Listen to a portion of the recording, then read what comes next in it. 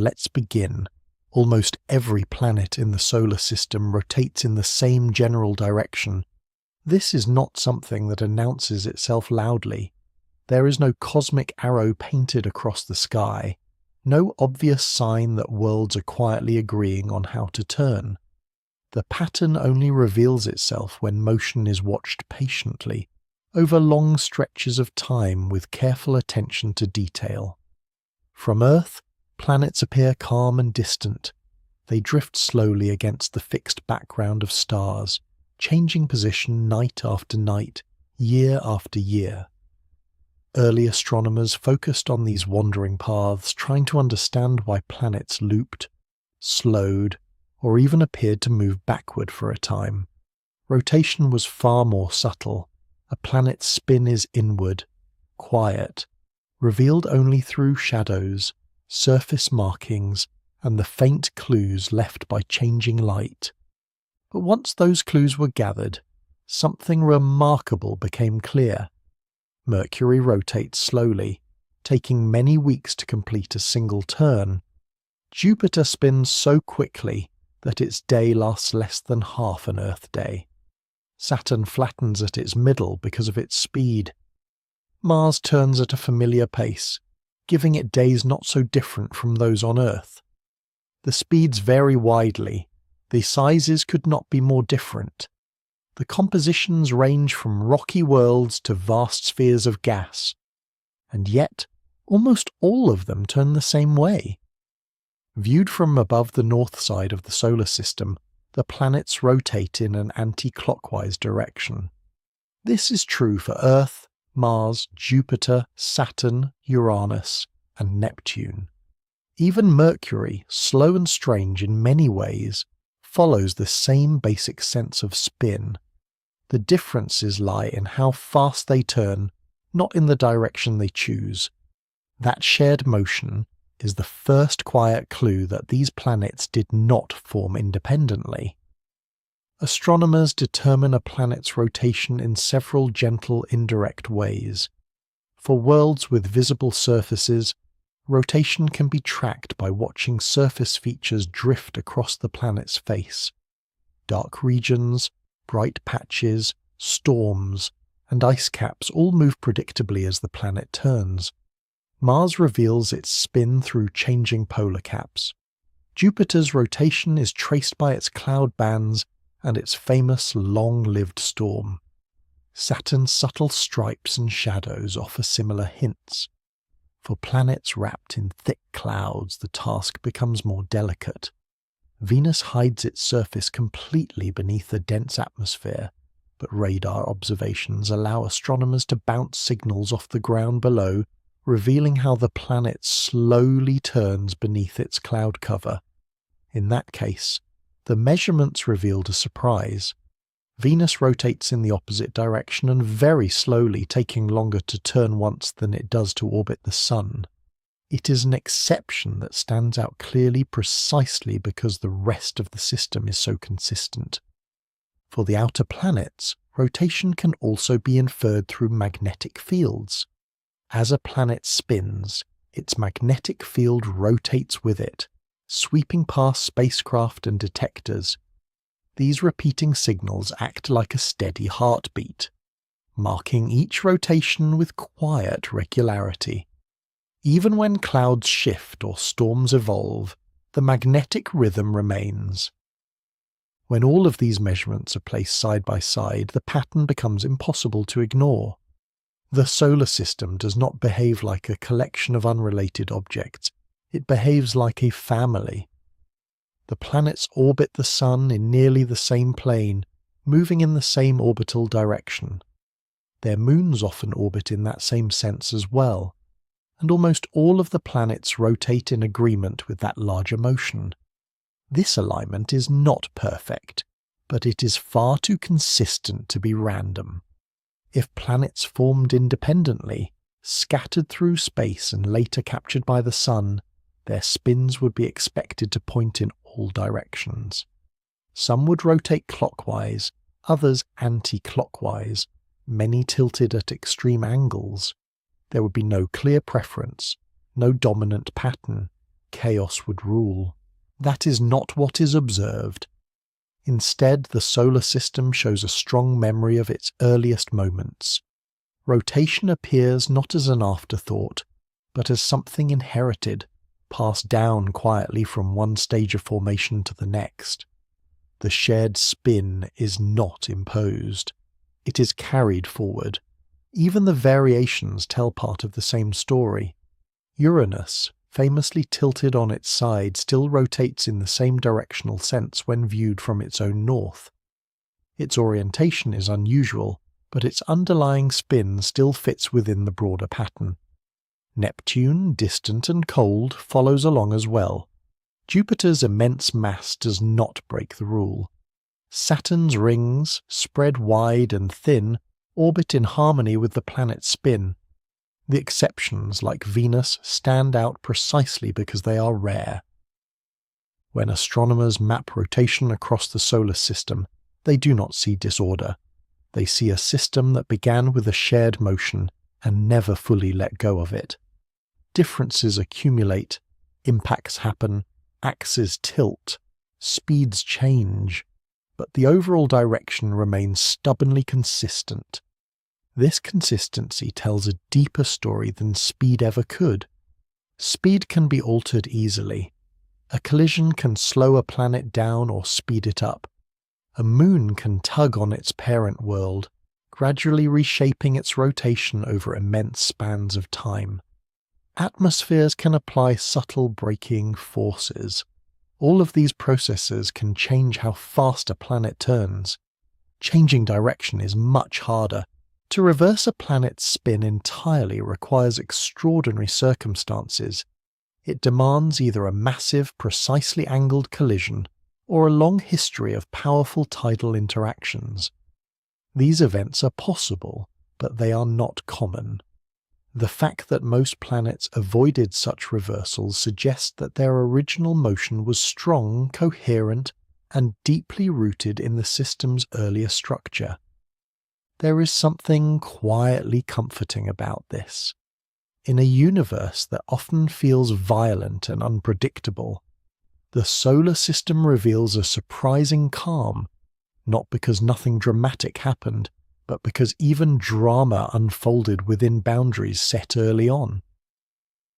Planets may wander slightly, they may wobble, they may wear scars from ancient impacts, but beneath all of that they continue to turn together, keeping time with a motion older than the planets themselves. This shared spin is not a rule written into space by necessity. Other solar systems may spin the opposite way entirely. If viewed from their own north, their planets might turn clockwise instead. Direction itself is not special. What matters is agreement. The solar system chose a direction long ago, and nearly every planet has followed it ever since. That agreement is the starting point for understanding how planets form, how disks of gas behave, and how order can quietly emerge from vast, drifting clouds of matter. It is not a loud clue. It does not sparkle or explode. It simply turns steadily and reliably together. The phrase anti-clockwise sounds precise, almost absolute, but in space it is anything but. Direction depends entirely on where the observer is standing, or in this case, floating. There is no universal up or down written into the universe, no built-in left or right. Space does not come with arrows or labels, it simply exists, and direction is something added by perspective. When astronomers say that planets rotate anti-clockwise, they are quietly making an agreement about viewpoint. They are choosing to look at the solar system from a particular angle and describing motion from there. Without that shared reference, the description would lose its meaning. To understand this, it helps to imagine the solar system not from Earth's surface, but from far above it. Picture the sun at the center with the planets spread out around it in a broad flattened disk. This disk has two sides. One can be called north, the other south, but those names are conventions, not cosmic truths. Astronomers define the north side of the solar system based on the direction of Earth's orbit and the tilt of Earth's axis. From that chosen side, most planets move around the Sun anti-clockwise, and most of them rotate anti-clockwise as well. If the entire scene were viewed from below the disk instead, everything would appear reversed. Orbits that looked anti-clockwise from above would now look clockwise. Rotations would flip too. Nothing physical would have changed, only the description would be different. This is where confusion often creeps in. It is tempting to think of anti-clockwise as a property of the planets themselves, as if they are somehow choosing a special direction that exists independently of observation. In reality, the planets are simply spinning. The labels are human conveniences layered on top of that motion. This does not make the pattern any less real. What matters is not the word anti-clockwise, but the shared sense of rotation. The planets agree with one another. They turn in the same direction relative to the plane of the solar system. That agreement remains true no matter which side of the disk is chosen as the viewing point. The idea of reference frames helps make this clearer. A reference frame is simply a chosen point of view from which motion is described. On Earth, this happens constantly without much thought. Standing on the ground, it feels natural to say that the sun rises in the east and sets in the west. From a broader perspective, Earth is rotating, and the sun is not rising at all. Both descriptions work within their chosen frames. In space, reference frames become even more important. A spinning planet does not carry a tag that says clockwise or anti-clockwise. It simply rotates around an axis. Whether that rotation appears one way or the other depends on the observer's position relative to that axis. Move to the opposite side and the apparent direction flips instantly. This is why astronomers always specify the viewpoint, even if only implicitly. When discussing the solar system, the agreed reference frame is usually one that looks down on the plane of the planets from the north side. Within that frame, the shared rotational direction becomes obvious and consistent. Without that agreement, conversations about direction would quickly become tangled. This perspective dependence also explains why some descriptions can sound contradictory at first. For example, Earth rotates from west to east. This is often stated as a simple fact. But that description assumes a viewer standing on Earth's surface, using the familiar directions of a map. From above the North Pole, that same motion is described as anti-clockwise. From above the South Pole, it becomes clockwise. All three statements describe the same physical motion. None of them are wrong. They simply belong to different frames of reference. Planets behave the same way. Mars rotates from west to east when described in surface directions. From above the solar system's north side, it rotates anti-clockwise.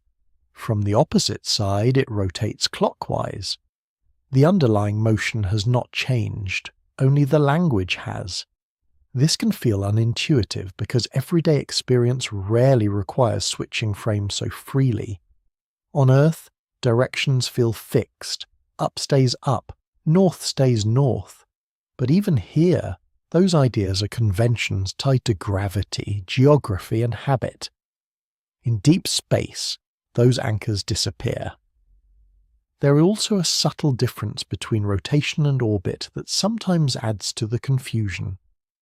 Rotation refers to a planet spinning around its own axis. Orbit refers to a planet moving around another object, such as the Sun. In the solar system, both motions share the same general directional sense when viewed from the agreed reference frame. The planets orbit the Sun anti-clockwise, and most of them rotate anti-clockwise as well. This shared alignment is the important point. It would be possible for a planet to orbit one way and rotate the opposite way. Venus does exactly that.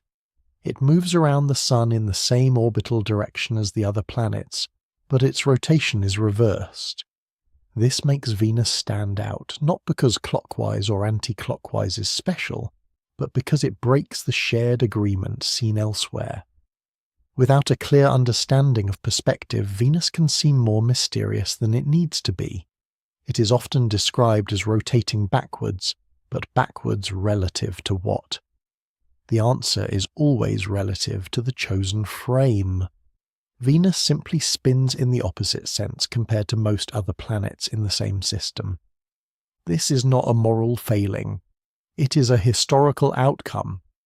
Another common misunderstanding is the idea that anti-clockwise has something to do with north being up on a page or screen. Maps often place north at the top, but this is a design choice, not a law of nature. Space does not care about page orientation. The solar system could be drawn rotated 90 degrees or upside down, and the physics would remain unchanged. What remains consistent is the relationship between the planets themselves. They share a plane, they share an orbital direction, and most of them share a rotational direction relative to that plane. That relationship is the real signal, not the words used to describe it. Once this is understood, discussions about planetary rotation become much calmer. The emphasis shifts away from labels and towards structure. The question stops being why anti-clockwise and becomes why shared. Why do so many planets agree on how to turn, regardless of which words are used to describe that turning? By gently setting aside the idea of absolute direction, the solar system becomes easier to understand, not harder. Motion becomes something relational rather than fixed. Patterns become clearer. Exceptions stand out more honestly. Anti-clockwise is not a rule of the universe, it is a description chosen carefully to help reveal a deeper consistency beneath the motion of worlds. And once that consistency is seen, the choice of words fades into the background, leaving only the quiet agreement that has been there all along. At first glance, the solar system appears three-dimensional and untidy. Planets circle the sun at different distances, some close and fast, others slow and remote. Their paths stretch across enormous spans of space, unfolding over years, decades, and centuries. From within it, the system feels spacious and complex, with no obvious sense of order or structure tying everything together. But when the solar system is viewed from a distance, a quieter pattern becomes clear. Almost all of the planets orbit the Sun within a remarkably thin, flattened region of space. Their paths do not scatter wildly above and below one another. Instead, they trace out gentle, nearly circular tracks that sit close to a shared plane, like grooves pressed into a vast disk. Compared to the overall size of the solar system, this plane is strikingly narrow. This flatness is not subtle once it is noticed. Mercury, Venus, Earth, Mars, Jupiter, Saturn, Uranus, and Neptune all orbit within a few degrees of the same plane. There are small tilts and slight deviations, but nothing that resembles randomness. Even the asteroid belt follows this same broad arrangement, with countless rocky fragments moving within the same flattened region around the Sun. This shared orbital plane is one of the most important clues to how the solar system formed. If the planets had formed independently, or if they had been captured one by one from different regions of space, their orbits would point in many directions. Some would loop far above the Sun's equator, others far below it. Over time, the system would resemble a loose swarm rather than an orderly disk. That is not what is observed. Instead, the planets move as though they were gently laid out on a single surface, each tracing its own path while agreeing on where that surface lies. This agreement hints strongly at a shared beginning, shaped by motion long before planets existed. Flat systems do not arise by chance. They are a natural consequence of rotation. When a cloud of gas and dust begins to collapse under its own gravity, it almost never does so in complete stillness. Even a tiny amount of initial motion, barely noticeable at first, becomes increasingly important as the cloud shrinks. As material falls inward, that faint motion speeds up and the cloud begins to rotate. As rotation strengthens, something subtle but powerful happens. Motion perpendicular to the axis of rotation becomes harder to sustain.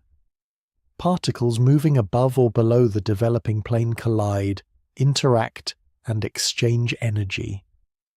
Over time, these vertical motions are reduced, leaving most of the material confined to a flattened disk. This behavior is not unique to space. It appears in many rotating systems. Water swirling toward a drain spreads into a thin sheet before disappearing.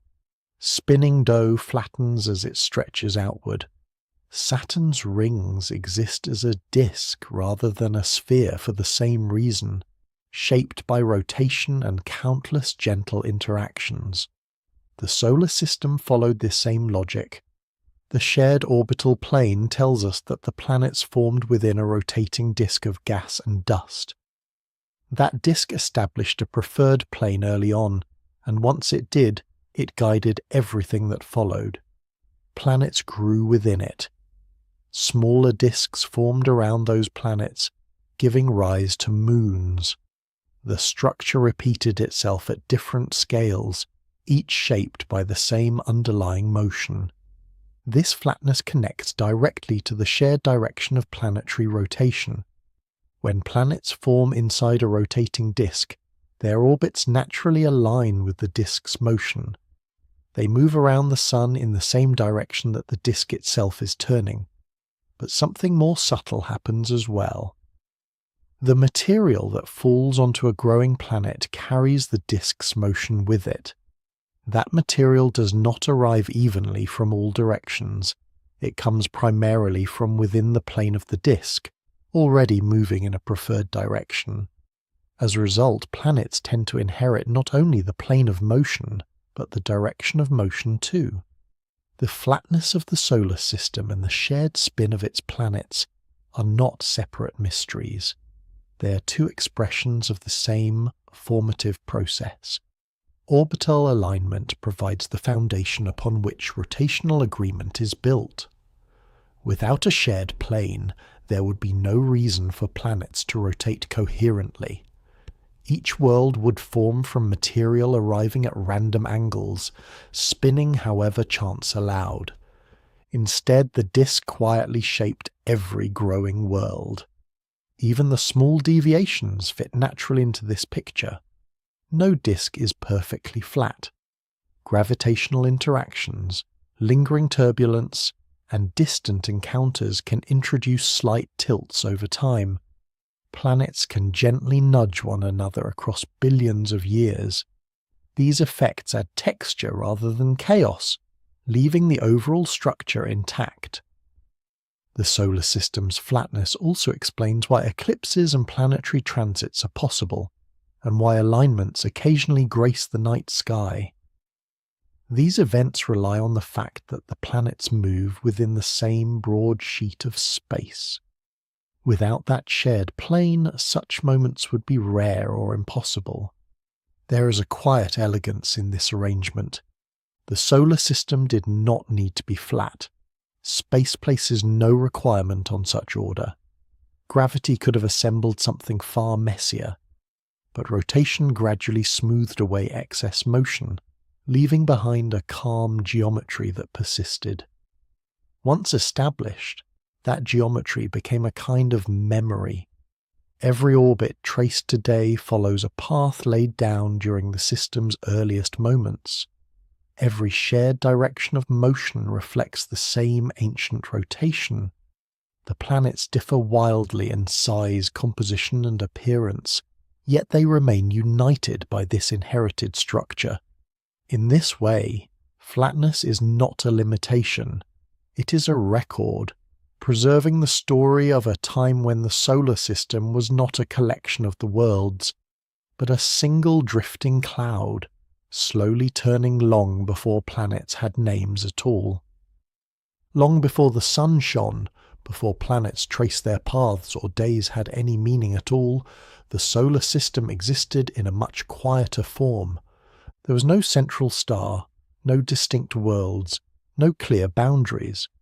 Instead, there was a vast cloud of gas and dust drifting through space. It was cold, diffuse, and unremarkable, one of countless such clouds scattered across the galaxy. From the outside, there was nothing about it that suggested it would one day become a system of planets, let alone one with such a clear sense of order. This cloud was mostly hydrogen and helium, the simplest and most abundant elements in the universe, mixed with tiny grains of heavier material forged in earlier generations of stars. These dust grains were sparse, floating far apart, yet they played an important role. They gave the cloud texture, they allowed heat to radiate away, they helped the cloud respond to gravity more effectively. For a long time, nothing dramatic happened. The cloud drifted gently, shaped by faint gravitational pulls, distant shock waves from exploding stars, and the slow tides of the galaxy itself. Inside it, particles moved in all directions, colliding softly, exchanging energy, wandering without purpose. There was no sharp boundary between the cloud and the space around it. It simply faded into the background of the galaxy. Then gradually gravity began to matter more. Perhaps a nearby supernova sent a ripple through the cloud. Perhaps it passed through a denser region of the galaxy. Perhaps its own slow cooling allowed gravity to gain the upper hand. The exact trigger is not fully known, and it does not need to be dramatic. What matters is that once gravity began to dominate, the cloud started to change. Material began to drift inward. This inward motion was not uniform or perfectly symmetrical. No natural system ever is. Some regions were slightly denser than others. Some particles were moving a little faster. Some directions offered less resistance. As gravity pulled everything closer together, these small differences became more important. And this is where spin enters the story. The cloud did not begin with no motion at all. That would be extraordinarily unlikely. Even the emptiest regions of space contained subtle flows, tiny currents, and gentle rotations inherited from larger structures. The pre-solar cloud already carried a faint sense of movement, a barely noticeable overall twist. At first, that motion was insignificant. The cloud was enormous, and the rotation was spread thinly across a vast volume. But as gravity caused the cloud to contract, that same amount of motion was squeezed into a smaller and smaller region. As the cloud shrank, its rotation naturally sped up. This is not because any new force was added, or because something reached in from outside and spun it like a wheel. It happened because motion has a tendency to persist. Once something is moving, it resists stopping. When the size of a rotating system decreases, the rotation becomes more noticeable, simply because there is less space over which to spread it. This process is quiet and unavoidable. A slowly turning cloud does not need encouragement to spin faster as it collapses. It does not need guidance or fine-tuning. The increase in rotation is a direct consequence of shrinking while conserving motion. As gravity pulls matter inward, rotation emerges naturally, not as a special feature, but as an inevitable outcome. As the pre-solar cloud continued to contract, its rotation became clearer. What was once an almost imperceptible drift turned into a gentle, steady spin. The cloud was still enormous, still cold, still lacking a central star, but its future shape was already being decided. Rotation began to shape the collapse. Material falling inward did not move straight toward the center.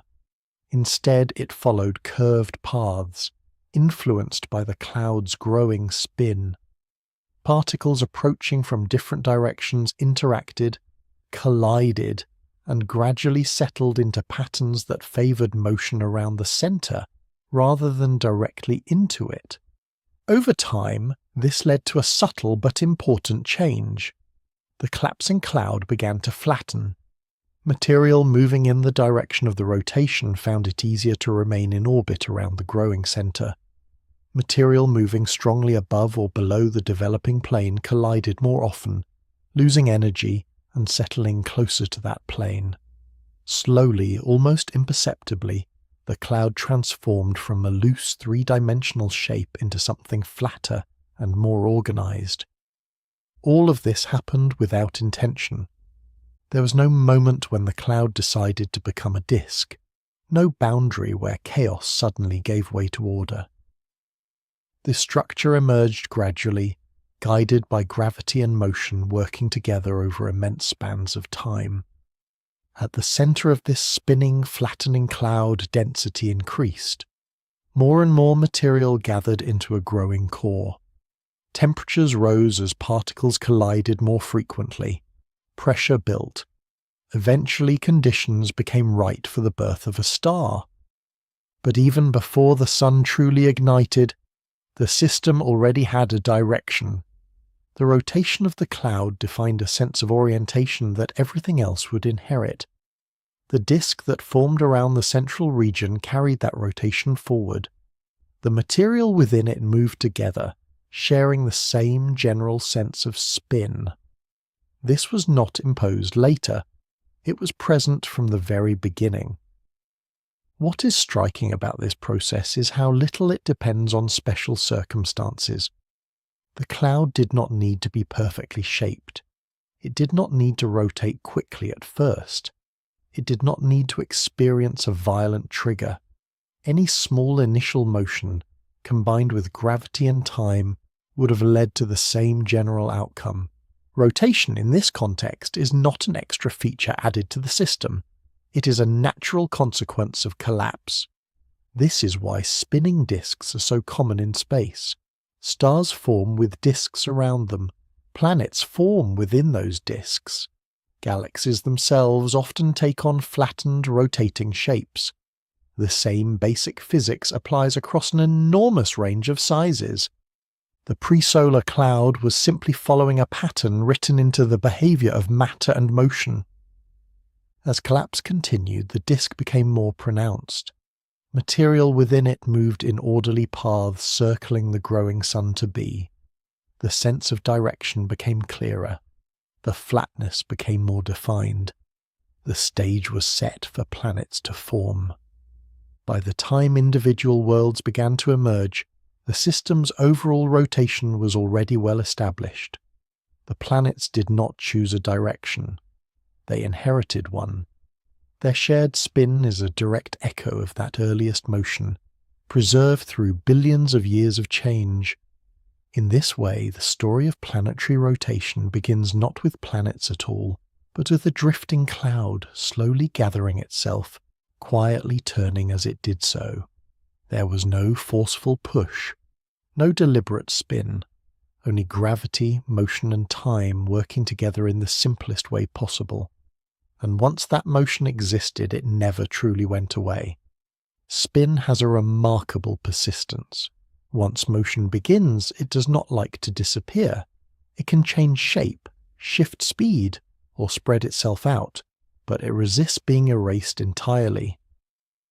This quiet stubbornness is one of the most reliable behaviors in nature, and it plays a central role in explaining why planets continue to rotate in the way they do. The idea behind this persistence is often called angular momentum, but the name itself is less important than the behavior it describes. At its heart, it is simply the tendency of rotating motion to be conserved. When something is spinning, that spinning wants to continue unless something actively interferes with it. This is not an abstract rule invented by physicists. It is something experienced in everyday life, even if it is rarely noticed. A A slowly turning playground carousel will keep rotating for a long time if nothing touches it. A figure skater spinning on ice will continue to turn smoothly until friction with the air or the ice gradually slows them down. In space, where friction is minimal and distances are vast, this tendency becomes even more pronounced. The pre-solar cloud that gave rise to the solar system already carried a small amount of rotation. That motion did not vanish as the cloud collapsed. Instead, it was preserved, carried inward, and reshaped as the system evolved. Gravity pulled material closer together, but it did not cancel the motion that was already present. This is the key idea. Motion is not easily destroyed. It must be transferred, spread out, or redirected, but it does not simply fade away on its own. In a collapsing cloud of gas and dust, there is nothing efficiently draining away rotational motion. As a result, whatever spin exists early on becomes an enduring feature. As the cloud shrinks, something counterintuitive happens. The rotation speeds up.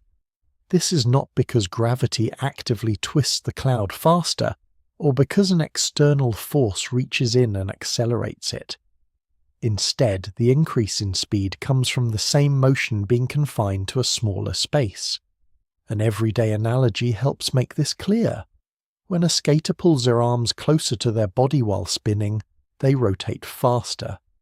Nothing magical has happened. No new spin was added. The same rotational motion is now concentrated nearer to the center, making the turning more rapid. The collapsing cloud behaves in much the same way. Early on, the cloud was enormous. Its rotation was spread thinly across a vast volume. As gravity caused the cloud to contract, that same rotation became more noticeable. The system had less room to distribute its motion, so the spinning grew stronger. This relationship between size and spin is deeply reliable. Shrinking systems spin faster because the motion they already possess has nowhere else to go. Importantly, this does not require precision or balance. The cloud does not need to collapse evenly. It does not need to be perfectly round. It only needs to shrink while retaining its motion, and gravity ensures that both conditions are met. As the pre-solar cloud continued to contract, angular momentum shaped its behavior at every stage. Material falling inward followed curved paths rather than straight lines. Collisions between particles redistributed energy, but the overall rotation remained. The developing disk around the young sun carried the same sense of spin as the original cloud. Even when matter clumped together to form planets, this persistence continued. As planets grew, they accumulated material that was already moving within the disk. Each grain of dust and each fragment of rock carried a tiny contribution of rotational motion. When added together over millions of years, these contributions built up into a clear, measurable spin. This is why planetary rotation feels inherited rather than imposed. The planets did not need to be spun up later. They did not require a special event to set them turning. Their rotation emerged naturally as a result of growth within a spinning environment. The motion was already there, waiting to be gathered. Once a planet had acquired a certain amount of spin, that motion became remarkably difficult to erase. To significantly alter a planet's rotation requires either sustained interaction over immense periods of time or a dramatic, well-aimed collision. Small impacts tend to average out, nudging the planet slightly, but rarely overturning its overall direction. Tidal forces can slow rotation, but even these act gradually, taking billions of years to make major changes. This is why the direction of spin is so stable across the solar system. Speed can change, axes can tilt, days can lengthen or shorten, but the fundamental sense of rotation tends to persist because it is rooted in the system's earliest motion and protected by the conservation of spin. Even exceptions follow the same logic. Venus, for example, rotates in the opposite direction to most planets. This is not because it ignored the rules of angular momentum, but because its history likely included extreme interactions that altered how that conserved motion was expressed. The underlying principle still applies. The spin was not forgotten, it was transformed. Uranus, with its dramatic tilt, offers another example. Its unusual orientation suggests a violent past, perhaps involving massive impacts. Yet beneath that tilt, its rotation still carries the imprint of the original disk. The motion survived, even as the planet's posture changed. What emerges from all of this is a picture of remarkable continuity. From a drifting cloud to a spinning disk, from a growing star to orbiting planets, the same rotational story is carried forward.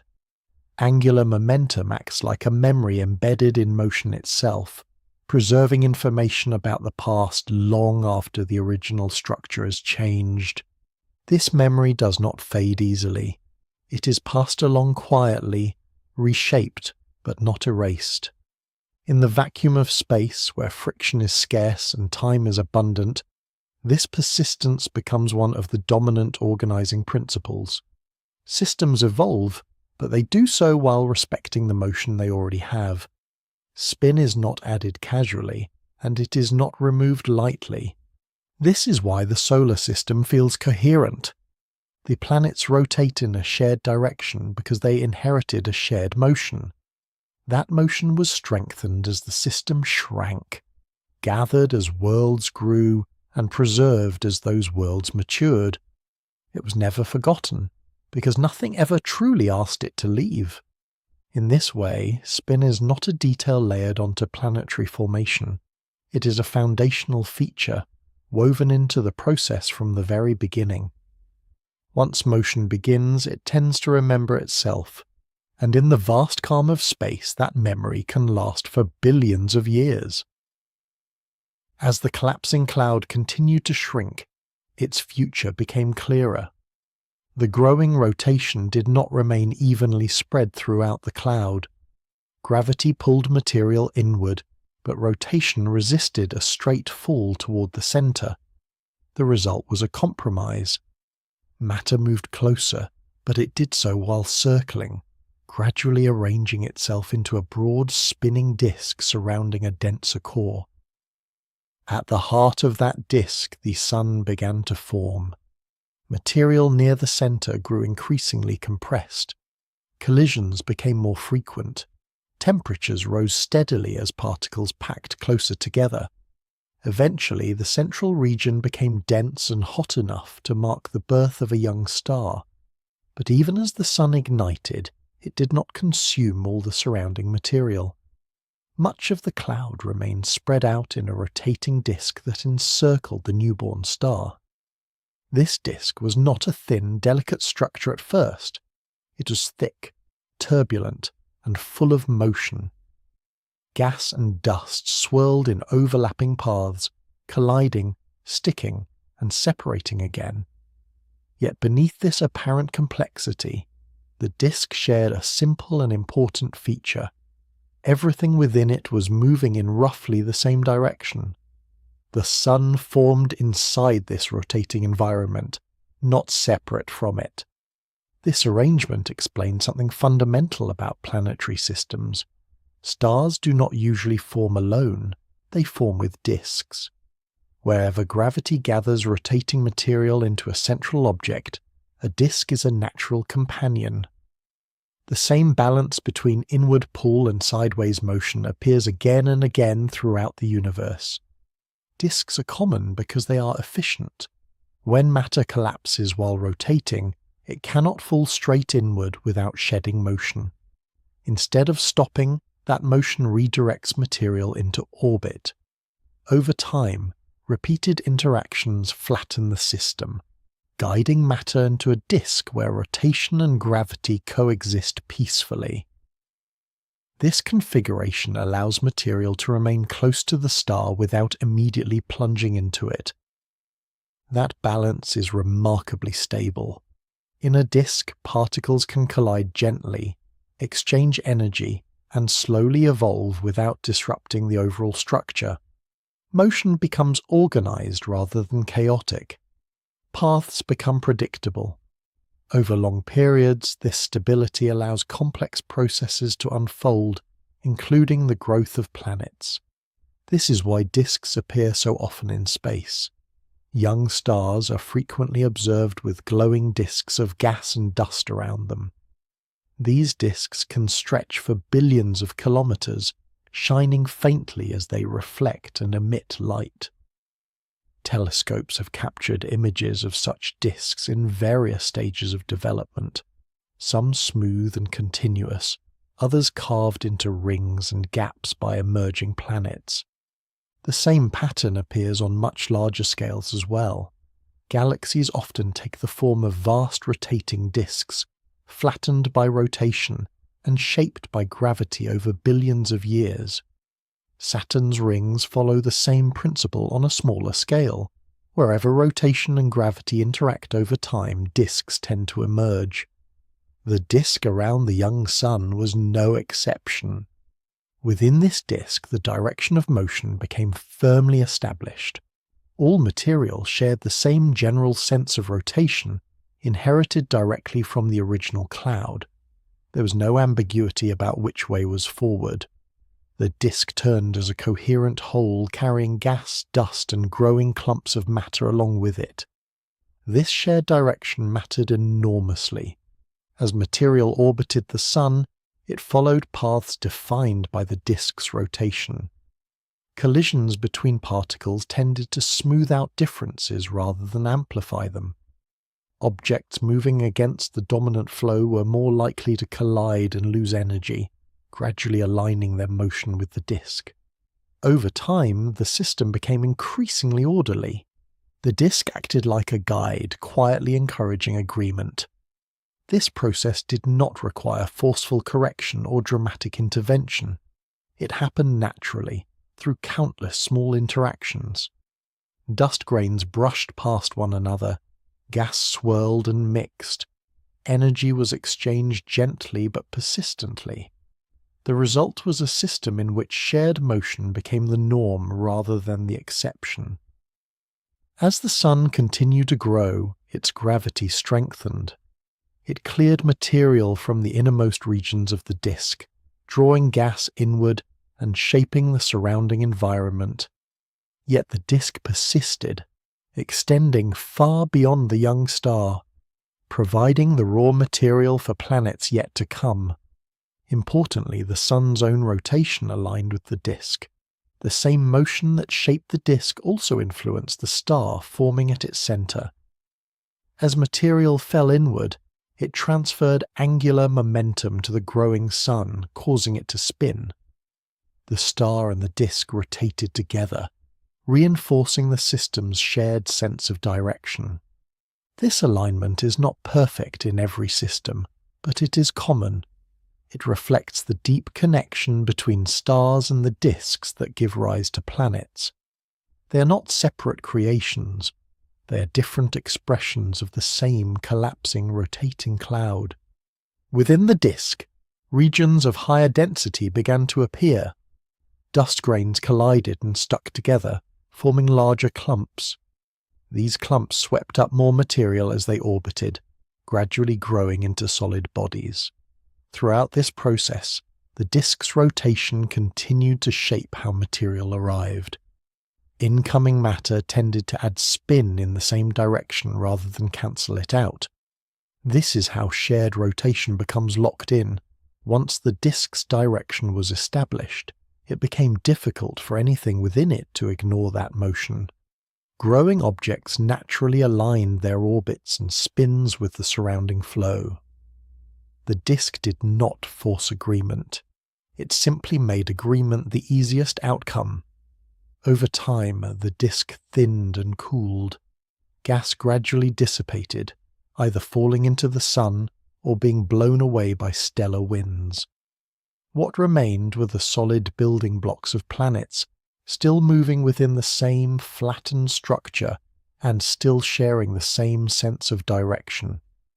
By the time planets fully formed, the system's rotational character was already deeply set. The sun shone at the center, spinning calmly. The planets traced their orbits within the disk's plane. Their rotations reflected the motion of the material from which they grew. What began as a faint twist in a drifting cloud had become an organizing principle for an entire planetary system. This sequence is neither rare nor fragile. Across the galaxy, young stars repeat the same pattern. Disks form, stars ignite, planets emerge, shared motion persists. The details differ from system to system, but the underlying process remains strikingly consistent. The birth of the spinning disk is the moment when direction stops being ambiguous and starts becoming history. From that point on, the system remembers how it turned. Everything that followed, from the spin of planets to the arrangement of moons, carried the imprint of that early rotation, not because it was imposed later, but because it was present from the very beginning. The disk did not merely surround the sun, it defined the future. Planets are not born all at once, they grow. Inside the spinning disk surrounding the young sun, matter did not suddenly assemble into fully formed worlds. Instead, growth unfolded slowly, through countless small steps, guided by gravity, motion, and time. This process is known as accretion, and it is far less dramatic than the word might suggest. At first, accretion involved dust grains no larger than grains of sand. These tiny particles drifted through the disk, moving along similar paths, carried by the shared rotation of the surrounding gas.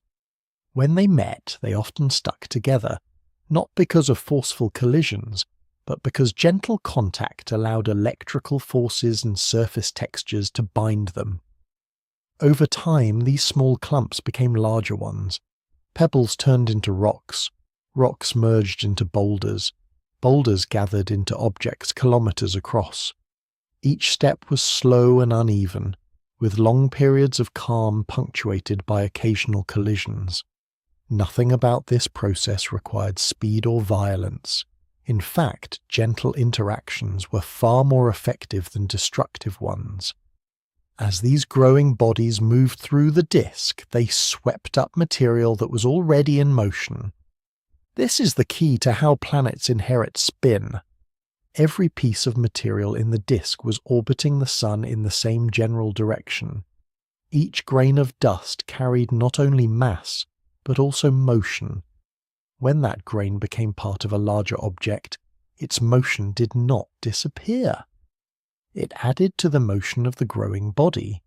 One grain made almost no difference. Millions did. As accretion continued, the combined effect of all this incoming material built up into a clear sense of rotation. The growing planet did not need to be spun like a top. It accumulated spin naturally, simply by collecting matter that was already moving. This process favors consistency. Material approaching a growing planet from the disk tends to arrive along paths shaped by the disk's rotation. Collisions that add spin in the dominant direction are more common than those that cancel it out. Over time, contributions in the same direction reinforce one another, while opposing motions tend to average away. The result is a planet that rotates in harmony with its surroundings. It's important to distinguish here between two related but separate motions. Orbit describes a planet's movement around the sun. Rotation describes a planet spinning around its own axis. Both motions emerge from the same rotating disk, but they are not the same thing. A planet can orbit without rotating, at least in principle. It can also rotate without orbiting another object. In the solar system, however, both motions share a common origin and often a common direction. The disk set the rules for orbit first. As material circled the young sun, it naturally settled into stable paths around it. Growing planets followed those paths, becoming locked into orbits defined by the disk's plane and direction. Orbit is therefore a large-scale motion involving the entire planet travelling through space. Rotation is more intimate. Rotation concerns how the planet turns around its own centre. This motion develops as the planet gathers material from different directions, each contribution adding a small twist. Over time, these twists combine into a steady spin. Although orbit and rotation are distinct, they are closely linked by history. Because the same disk shapes both, they often align. Most planets orbit the Sun in one direction and rotate in that same general sense. This alignment is not guaranteed by any single rule, but it is strongly encouraged by the way accretion unfolds. As planets grow larger, their gravity becomes stronger. They begin to dominate their local regions of the disk, pulling in material from a wider area. This material still carries the disk's motion, and its arrival continues to reinforce the planet's spin. Once a planet reaches a certain size, its rotation becomes increasingly stable. Small impacts can nudge it slightly. They can speed it up, slow it down, or tilt its axis, but reversing its spin entirely becomes difficult. The accumulated motion from millions of smaller contributions has momentum of its own. Changing direction now requires something dramatic. This explains why the basic direction of rotation tends to survive the planet's formation. It also helps explain why rotation rates vary so widely. Different planets grew in different environments. Some formed quickly, sweeping up material efficiently. Others grew more slowly, interacting with gas for longer periods. Some experienced major impacts that altered their spin, while others avoided such disruptions. These differences affect how fast a planet rotates, but they do not usually erase the inherited direction. Rotation speed is flexible. Rotation direction is resilient. The surrounding gas also played a role during these early stages. Gas flowing past a growing planet could apply gentle torques, subtly adjusting its spin. Over long periods, these interactions smoothed rotation rather than randomizing it. The gas acted like a soft, persistent influence, encouraging alignment rather than disorder. As the disk evolved, gas gradually thinned and dispersed. Once it was gone, the planets were left largely on their own, carrying the spins they had acquired. From that point onward, only major events could significantly alter their rotation. This is why the imprint of early motion remains visible billions of years later. Planets today are not actively inheriting spin from a disk. They are preserving the result of a process that ended long ago. Their rotations are fossils of formation, records written in motion rather than stone. The difference between orbit and rotation becomes clearer when considering exceptions. Venus orbits the Sun in the same direction as Earth and Mars, but it rotates in the opposite sense. This tells a specific story. Venus likely formed within the same rotating disk, acquiring an initial spin aligned with the rest of the system. Later events, perhaps involving intense tidal interactions or massive impacts, altered how that inherited motion was expressed. The orbit remained stable, the rotation changed. Uranus provides another example. Its orbit fits comfortably within the solar system's shared plane, but its rotation axis is dramatically tilted.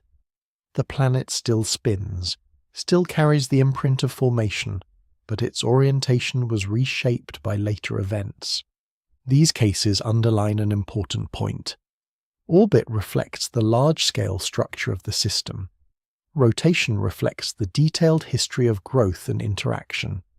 Both are rooted in the same origin, but they respond differently to change. For most planets, the early conditions were gentle enough that inheritance remained clear. Accretion built worlds slowly. Spin accumulated steadily. Direction was preserved. In this way, Planetary rotation is not a choice made by the planet. It is not a preference or a rule imposed from outside. It is a natural outcome of growing within a shared rotating environment. Each planet carries that environment within it, long after the disk itself has vanished. The slow gathering of dust and rock did more than build mass. It gathered motion, piece by piece, until entire worlds were quietly set turning. And once that turning began, it tended to stay. The early solar system was not calm. After the disk formed and planets began to grow, space near the young sun became crowded and restless. Countless rocky bodies shared overlapping paths. Some were no larger than mountains, others the size of small moons. Their orbits shifted slowly under gravity, sometimes crossing, sometimes drifting apart, rarely staying perfectly stable for long. Collisions were common, some were gentle, little more than soft mergers that added mass and motion to a growing world. Others were violent, releasing enormous amounts of energy and reshaping surfaces completely. Craters formed, mantles melted, entire chunks of material were blasted back into space. From a distance, the early solar system would have looked chaotic and unsettled. It is tempting to imagine that such violence would erase any sense of order. With so many impacts, so much instability, and so many chances for disruption, it seems reasonable to expect planetary rotation to end up random. Worlds could have been spun in any direction, their early inheritance scrambled by chance encounters, and yet that is not what happened. Despite this turbulent history, most planets retain the same general direction of rotation they acquired during formation. Speeds changed, axes tilted, surfaces were transformed, but the dominant sense of spin survived. This outcome is not accidental. It reflects how motion behaves when many events are layered on top of one another over long periods of time. To reverse a planet's rotation entirely is surprisingly difficult. A single impact must meet very specific conditions to do so. It must be large enough to deliver enormous rotational energy. It must strike at just the right angle, and it must do so without being countered by the accumulated motion already present in the planet. These requirements make complete reversals rare. Most collisions simply add to what is already there. An impact arriving in the same general direction as the planet's spin will speed it up slightly. One arriving at a different angle may tilt the axis or redistribute rotation, but it is unlikely to cancel the existing motion completely. Over time, these effects tend to average out rather than overturn the system. This averaging is crucial. In a crowded environment, impacts come from many directions. Some add spin, some subtract it. But because the planet already has a preferred direction, additions in that direction tend to be more effective. Opposing contributions often partially cancel one another before they can dominate. The existing spin acts like a stabilizing influence, making it harder for random events to fully disrupt it. The larger a planet becomes, the more resistant it is to change. As mass increases, so does the amount of rotational motion that must be overcome to alter the planet's spin significantly. Small bodies can be flipped or spun easily. Large planets require extraordinary events to experience comparable changes. By the time planets reach substantial size, their inherited rotation was already well protected. This helps explain why early chaos did not win. The solar system experienced instability, but it was not endless. Over time, collisions reduced the number of roaming bodies. Orbits became more spaced out. Resonances formed. Gravitational interactions smoothed the system into a more stable configuration. As chaos diminished, the opportunity for major spin-altering impacts decreased as well. What remained were planets carrying the cumulative result of their early history. Some worlds bear clear scars of this turbulent era. The Moon likely formed from a massive collision involving the early Earth. Mercury's oversized core suggests violent stripping of its outer layers. Uranus's extreme tilt points to a dramatic encounter long ago. These events mattered deeply, but even in these cases the underlying pattern remains. Earth's rotation direction survived the moon-forming impact. Uranus still spins in the same general sense as the rest of the system, despite its unusual orientation. Mercury rotates slowly, but it did not reverse its inherited direction. The chaos altered details, not the foundation. This resilience comes from how motion accumulates over time. Planetary rotation is not the result of one decisive moment. It is built gradually through millions of small contributions. Each impact adds a little. Each accreted fragment leaves a trace. By the time major collisions occur, they are acting on a system with a long history of motion already embedded within it. Overturning that history requires more than noise. It requires a clear, dominant counterforce. Such events are possible, but uncommon. Venus stands as a reminder that chaos can sometimes leave a dramatic mark. Its slow, reversed rotation suggests a past shaped by extreme interactions, possibly involving intense tidal forces or multiple large impacts. But Venus is notable precisely because it is unusual. Its behavior draws attention because it departs from the pattern seen elsewhere. Most planets did not experience such a fate. Instead, their early chaos acted more like a sculptor than a destroyer. It reshaped surfaces, altered compositions and refined structures, while leaving the deeper motion largely intact.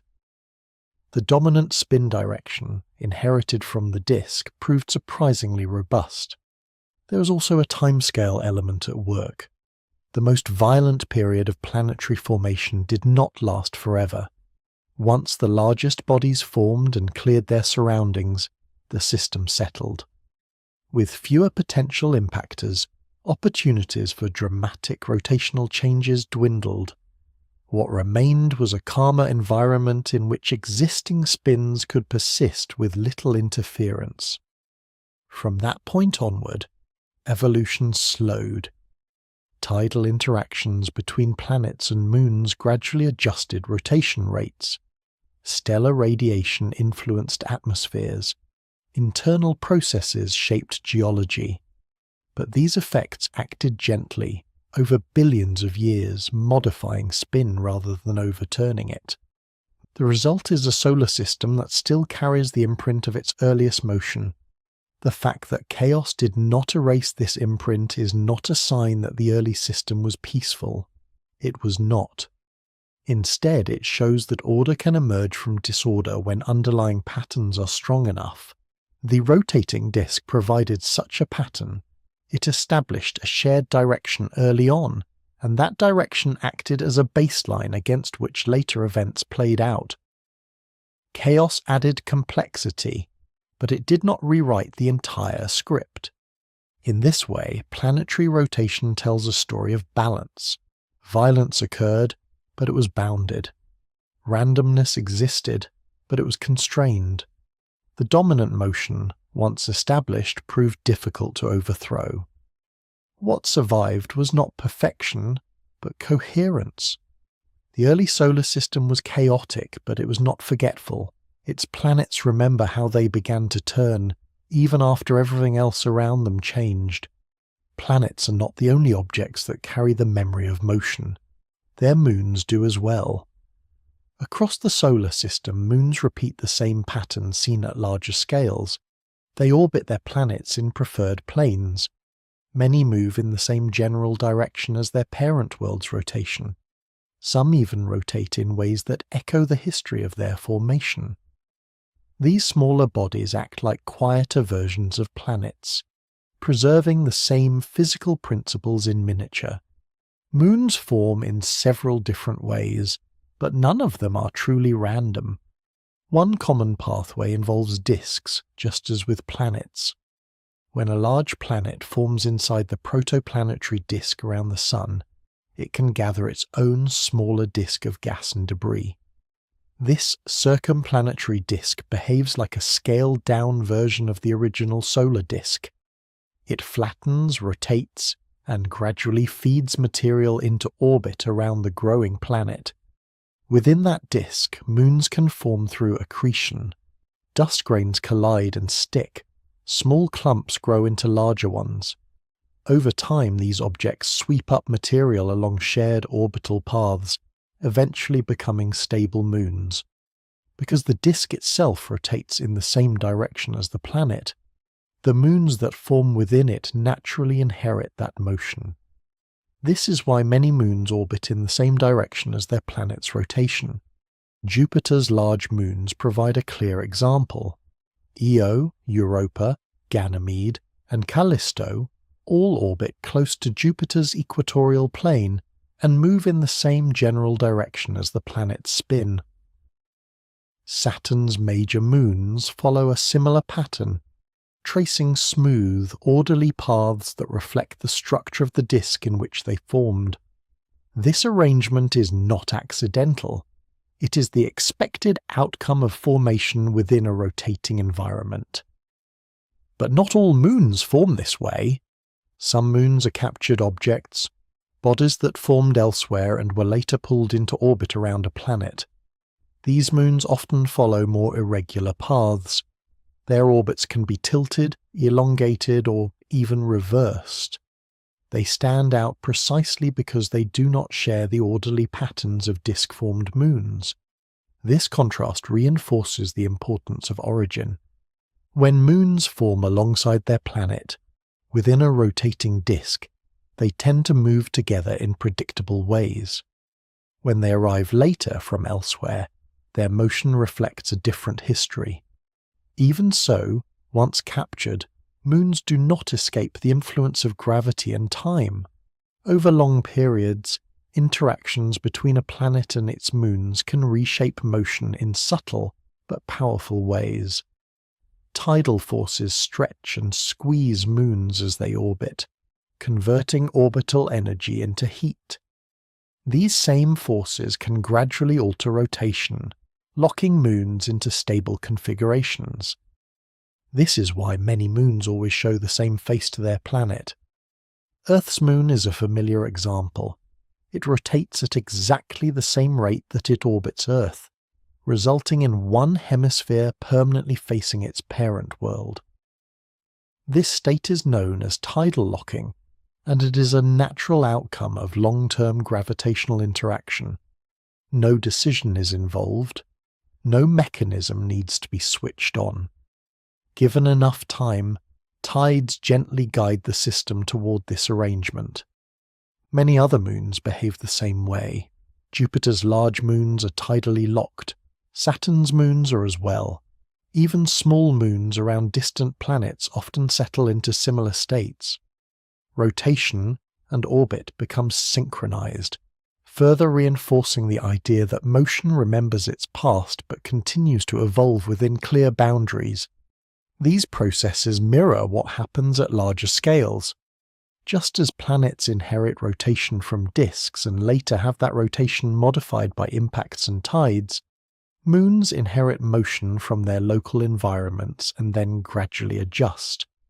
The details differ, but the underlying logic remains the same. Rotation is passed down, direction tends to persist. Change happens slowly unless something dramatic intervenes. The repetition across scales is striking. A cloud collapses and spins, a disk forms and flattens. Planets grow and rotate. Moons gather and orbit. At each step, the same physical principles apply. Gravity pulls inward, motion resists collapse. Rotation emerges and is preserved. The universe does not reinvent its rules for small systems. It reuses them. Even ring systems reflect this pattern. Saturn's rings orbit in a thin plane aligned with the planet's equator. They move in the same direction as Saturn's rotation. Although they are made of countless individual particles rather than solid moons, their behavior follows the same logic. They're shaped by rotation, flattened by collisions, and ordered by gravity. In this sense, moons and rings are not separate curiosities. They are part of a continuum. Small disks around planets resemble larger disks around stars. Moons resemble small planets. The physics scales smoothly, with complexity increasing but principles remaining familiar. There is also an important lesson here about stability. Systems that share motion tend to be long-lived. Moons that orbit in the same direction as their planet's rotation are generally more stable than those that move against it. Their interactions are gentler. Their orbits evolve more predictably. Over time, this favors the survival of aligned systems. Misaligned moons can persist, but they often tell stories of capture, disturbance, or recent change. They're reminders that not everything forms neatly, but also that neatness has advantages. The same is true for planets themselves. Shared rotation is not just a historical artifact. It contributes to long-term stability. It reduces chaos. It allows systems to settle and endure. From moons to planets to stars, alignment is not required, but it is rewarded.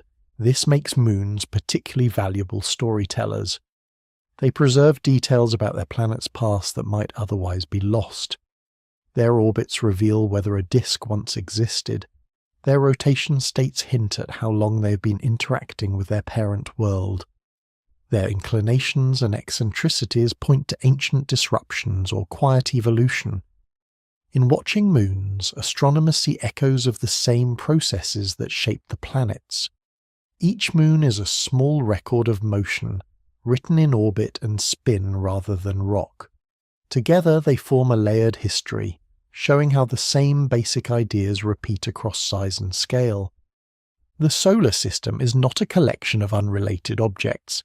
It is a hierarchy of rotating systems nested within one another, disks within disks, orbits within orbits, motion inherited, reshaped but rarely forgotten. Moons may be smaller and quieter than planets, but they carry the same memory. They turn, they circle, and they settle into patterns that reflect how they came to be. In doing so, they remind us that the rules governing spinning worlds are not reserved for the grandest objects.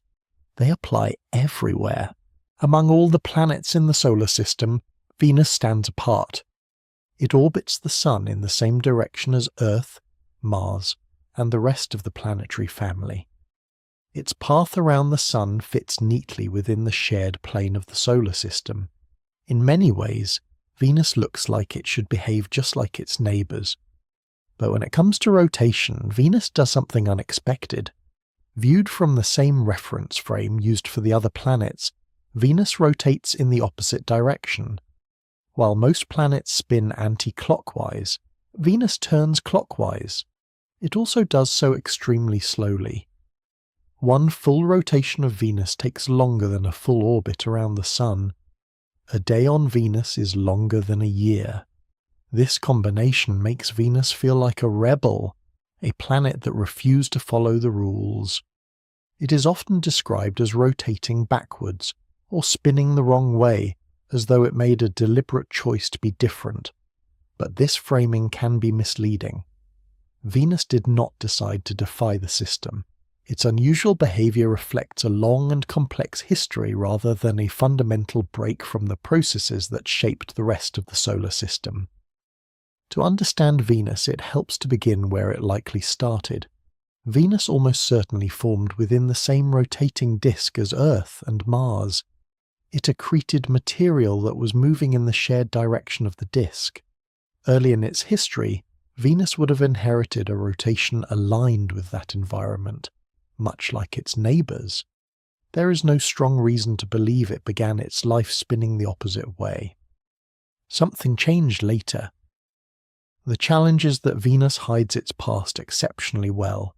Its surface is wrapped in thick clouds, and its geology appears to have been resurfaced relatively recently on cosmic timescales. Many older features that might record ancient events have been erased.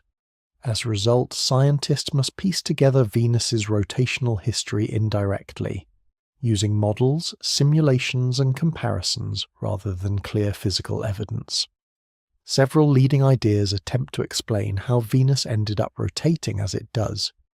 One possibility involves massive impacts early in the planet's history.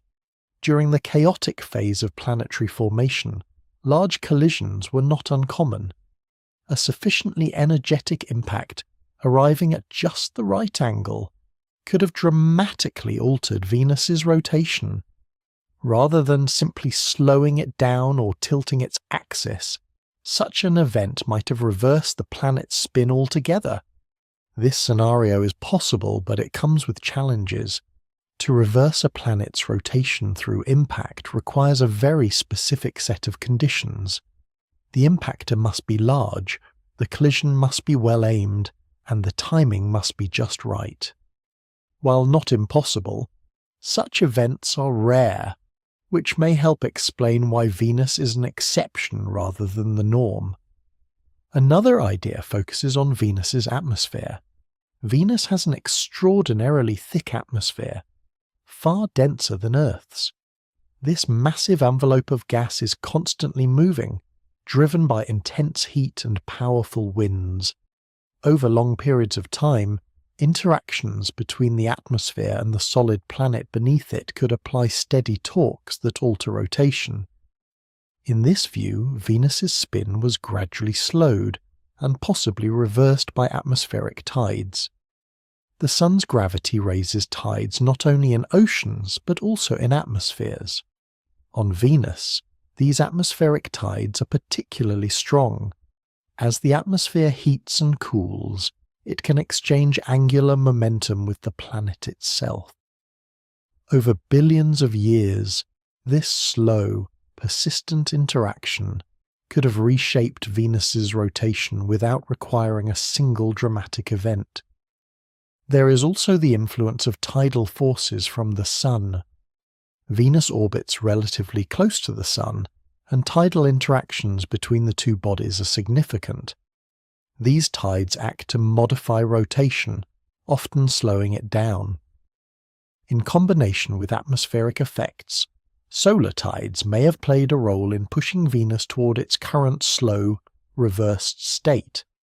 None of these explanations stands alone as a complete answer. The most likely explanation is a combination of factors. Early impacts may have altered Venus's initial spin. Atmospheric tides may have continued to modify it. Solar tides may have helped lock the planet into its present configuration. Over immense spans of time, these influences could work together to produce the outcome observed today. What matters is that none of these processes violate the underlying principles that shape the rest of the solar system. Venus did not ignore angular momentum. It did not escape the influence of the rotating disk. Its rotation was not random. Instead, its history involved extreme interactions that reshaped how inherited motion was expressed. In this sense, Venus does not break the rule. The rule is not that every planet must rotate anti-clockwise forever. The rule is that planets inherit rotation from their formation environment, and that rotation is then modified by later events. Most planets experienced relatively gentle histories that preserved their original direction. Venus experienced a more disruptive one. Its unusual spin is evidence of how resilient rotation usually is, and how exceptional the circumstances must be to change it so dramatically. There is also an important reminder here about perspective. Calling Venus's rotation backwards assumes that anti-clockwise is the correct direction. But as discussed earlier, direction depends on viewpoint. Venus's rotation is different relative to the rest of the solar system, not wrong in any absolute sense. The key point is that it stands out because it diverges from a shared pattern, not because it violates a universal rule. Venus's slow rotation also adds another layer to the story. A slow spin suggests that energy has been lost over time, likely through tidal interactions. The planet did not simply flip direction, and continue spinning rapidly. Its motion was gradually damped, reshaped, and settled into a stable configuration. This kind of evolution takes patience, not violence alone. Venus in this way tells a story of cost. To be different required extraordinary circumstances. It required powerful interaction sustained over long periods. It required a history that most other planets avoided. The result is a world that looks familiar in size and composition, yet behaves very differently in motion. This contrast makes Venus especially valuable. By studying what makes Venus unusual, scientists gain insight into why the rest of the solar system is so consistent. Venus highlights the strength of the underlying pattern by showing how difficult it is to escape it. Exceptions, when they occur, illuminate the rule rather than undermine it. Venus also serves as a reminder that planetary histories are not identical. Shared origins do not guarantee identical outcomes. Small differences early on can be amplified over time. A slightly different impact history, a thicker atmosphere, a closer orbit to the Sun can all steer a planet onto a different evolutionary path. Yet even here, the fingerprints of formation remain. Venus still orbits within the same plane as the other planets. It still follows the same path around the Sun. Its story begins in the same rotating disk, even if it took a more complicated route afterward. In the end, Venus is not a failure of the solar system's order. It is a demonstration of how robust that order is and how much effort it takes to bend it. Uranus is often described as the oddest planet in the solar system, and at first glance that description seems well earned. Unlike the other planets, Uranus does not spin upright. Its axis is tilted by more than 90 degrees relative to its orbit, leaving the planet effectively rolling around the Sun on its side. As it travels along its long, distant path, one pole can face the Sun continuously for decades, while the other remains in darkness. Seasons on Uranus are extreme, prolonged, and unlike anything experienced elsewhere.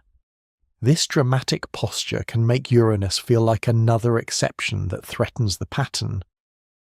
But it is important to separate two ideas that are often blurred together. One is rotation direction, the other is axial tilt.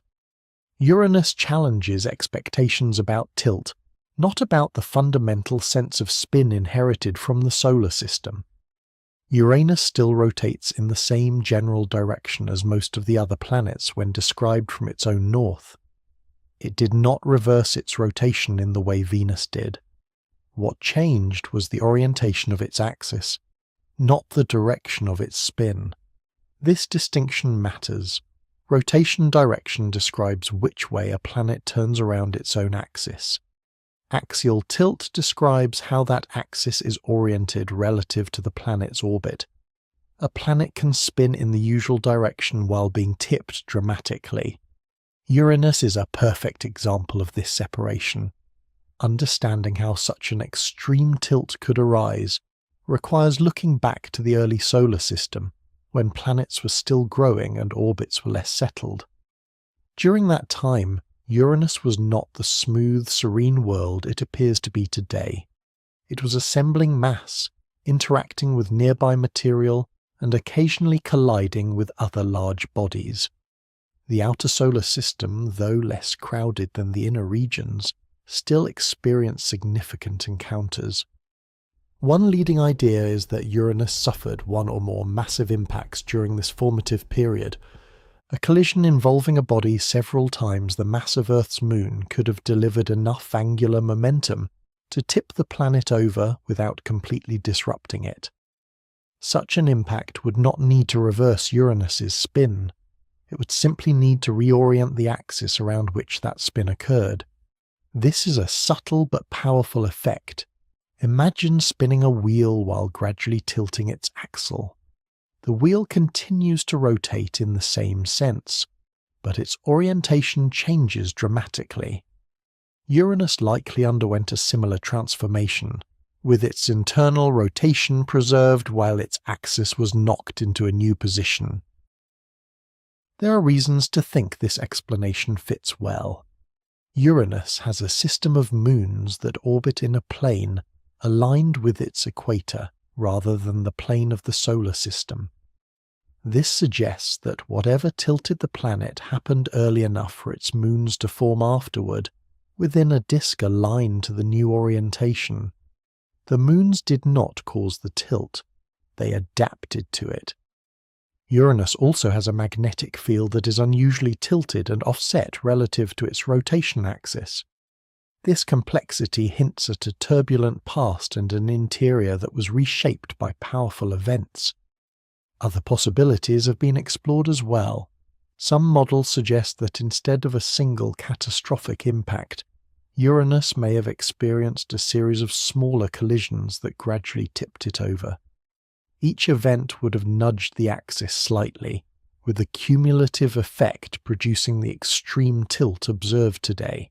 Another idea involves gravitational interactions with other massive bodies in the early solar system.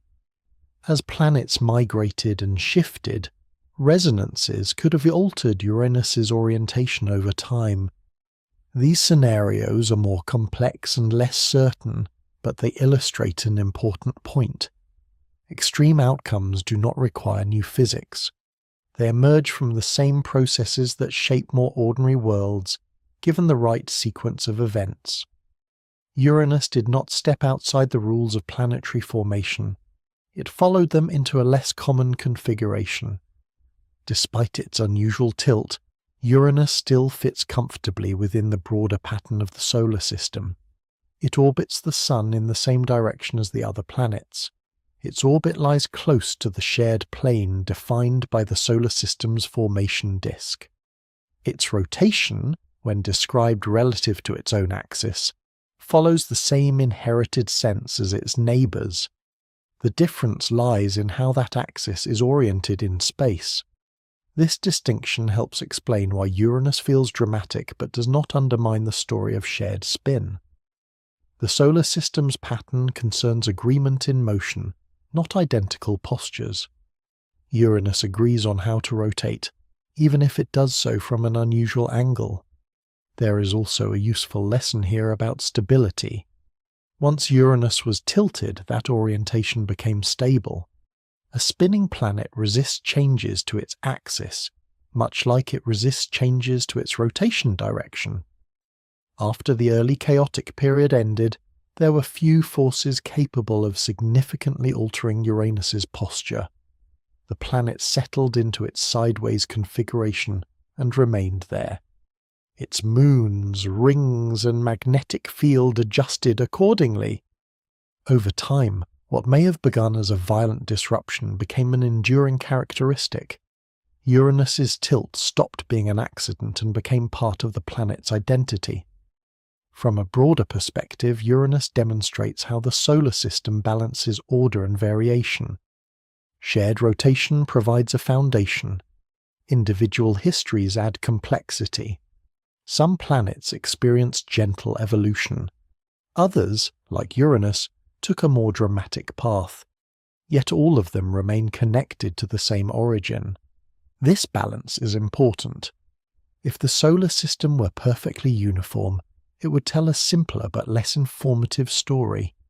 The presence of worlds like Uranus shows how sensitive outcomes can be to early conditions, without erasing the deeper patterns that tie everything together.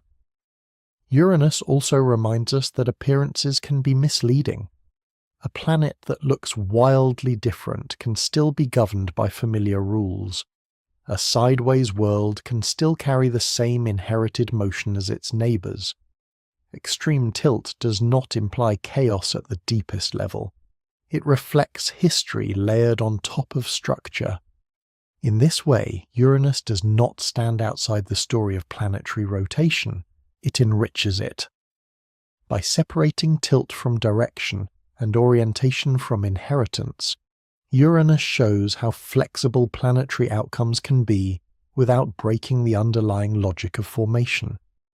The physics that shaped Earth also shaped Uranus. The difference lies not in the rules, but in the path taken through them. Uranus spins like the others. It just simply does so while lying down. When exceptions appear, it is tempting to see them as failures of a rule. A planet that spins the wrong way or lies on its side can feel like a crack in the logic of the solar system. If the system truly followed a shared pattern, why would any world behave differently at all? Why would nature allow such oddities if order were really so important? But this way of thinking misses something subtle. Exceptions are not signs that a pattern is weak. Very often they are signs that the pattern is strong enough to be tested. To understand this, it helps to be clear about what the pattern actually is. The rule of the solar system is not that every planet must rotate at the same speed, or tilt at the same angle, or look broadly similar. The rule is quieter than that. It is that planets form within a shared rotating environment, inherit motion from that environment, and then carry that motion forward unless something significant intervenes. That is the rule. Everything else is detail. When planets differ from one another, they are not rejecting this rule.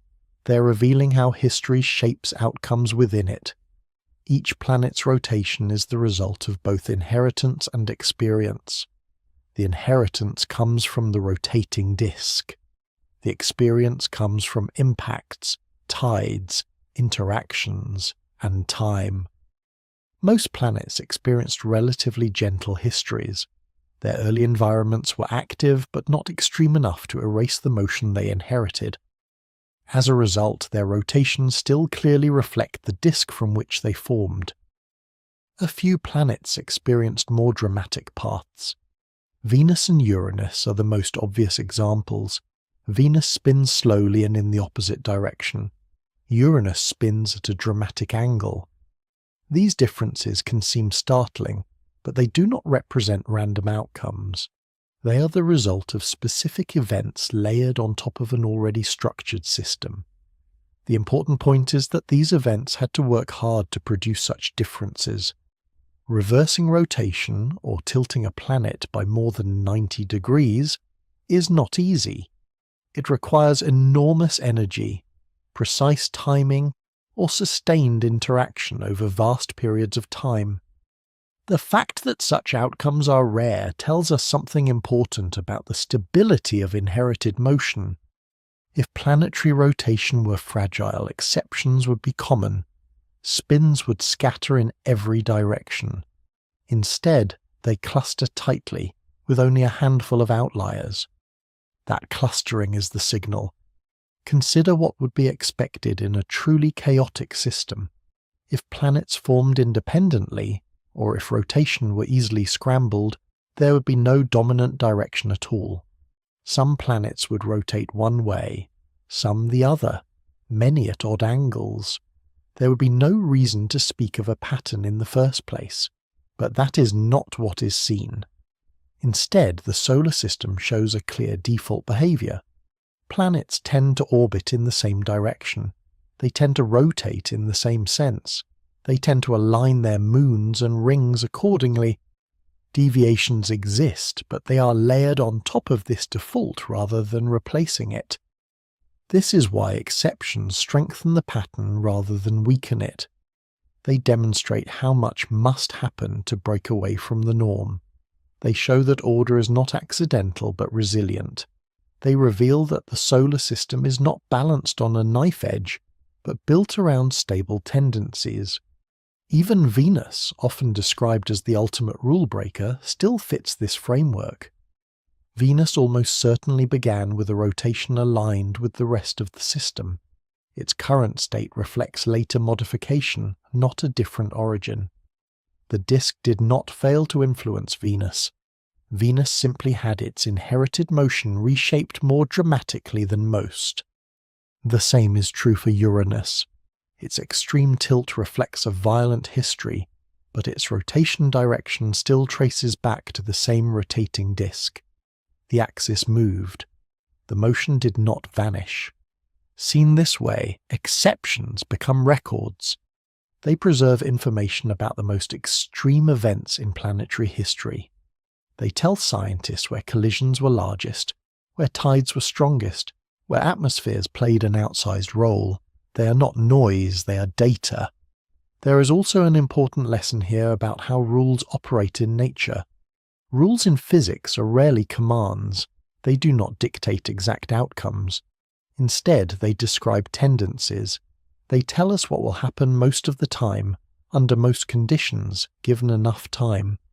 Planetary rotation follows this pattern. The rotating disk sets a tendency towards shared motion. Accretion reinforces it.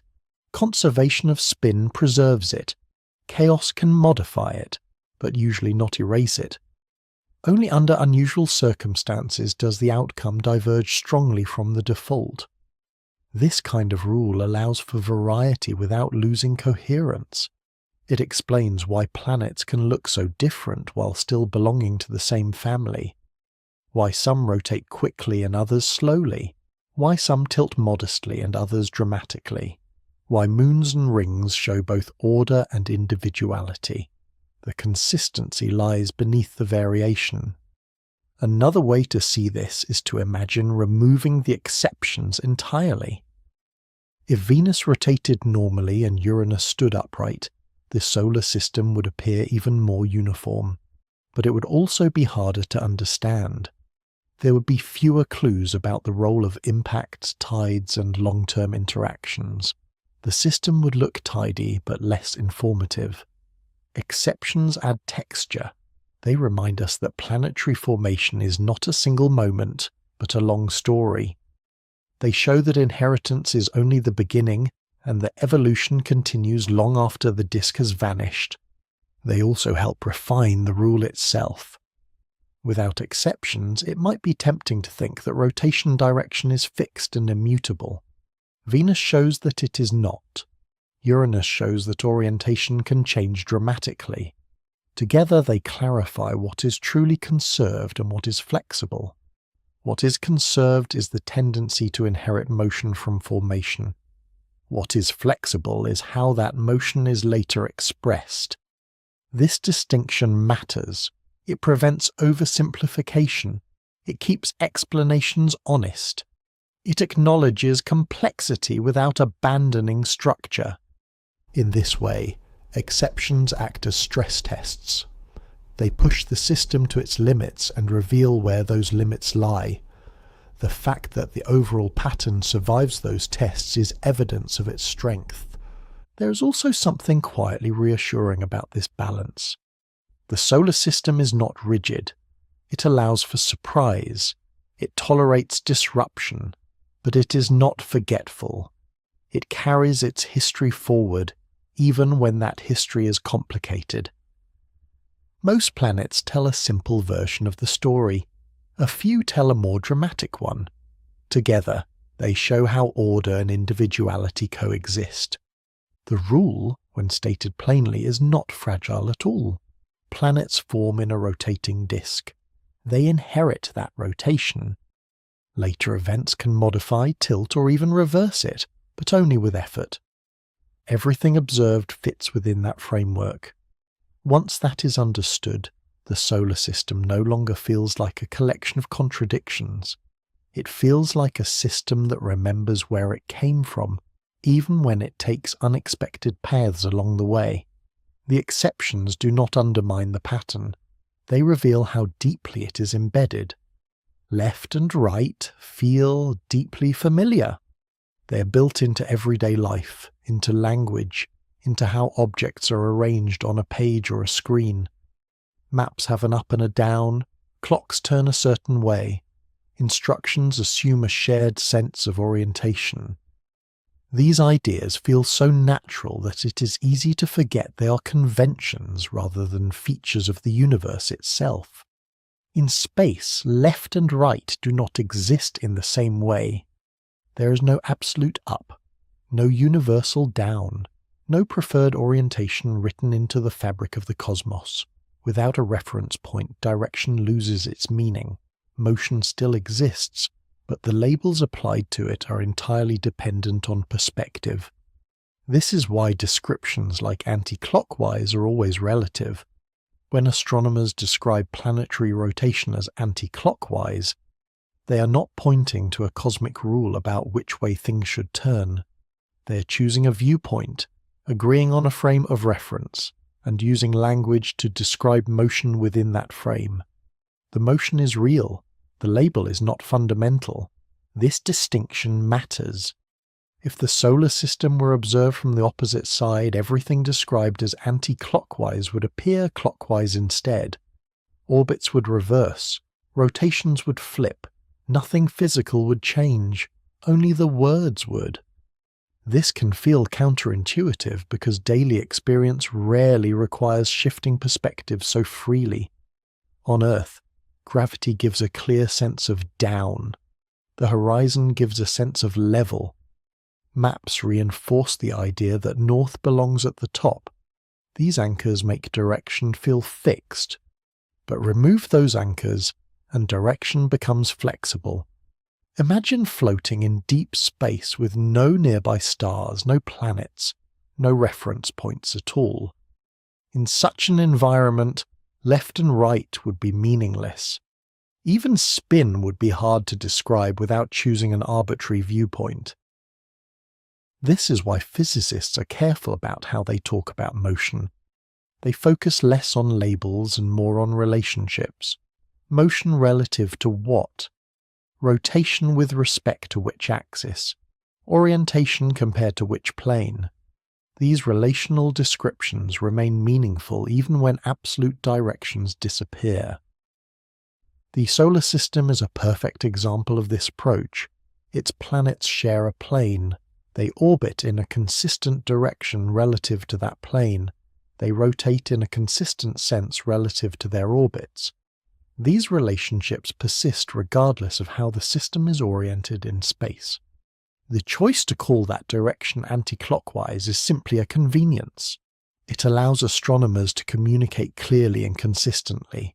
It provides a shared language, but it does not imply that the universe prefers anti-clockwise over clockwise, or that one direction is more correct than the other. This becomes clearer when considering other planetary systems.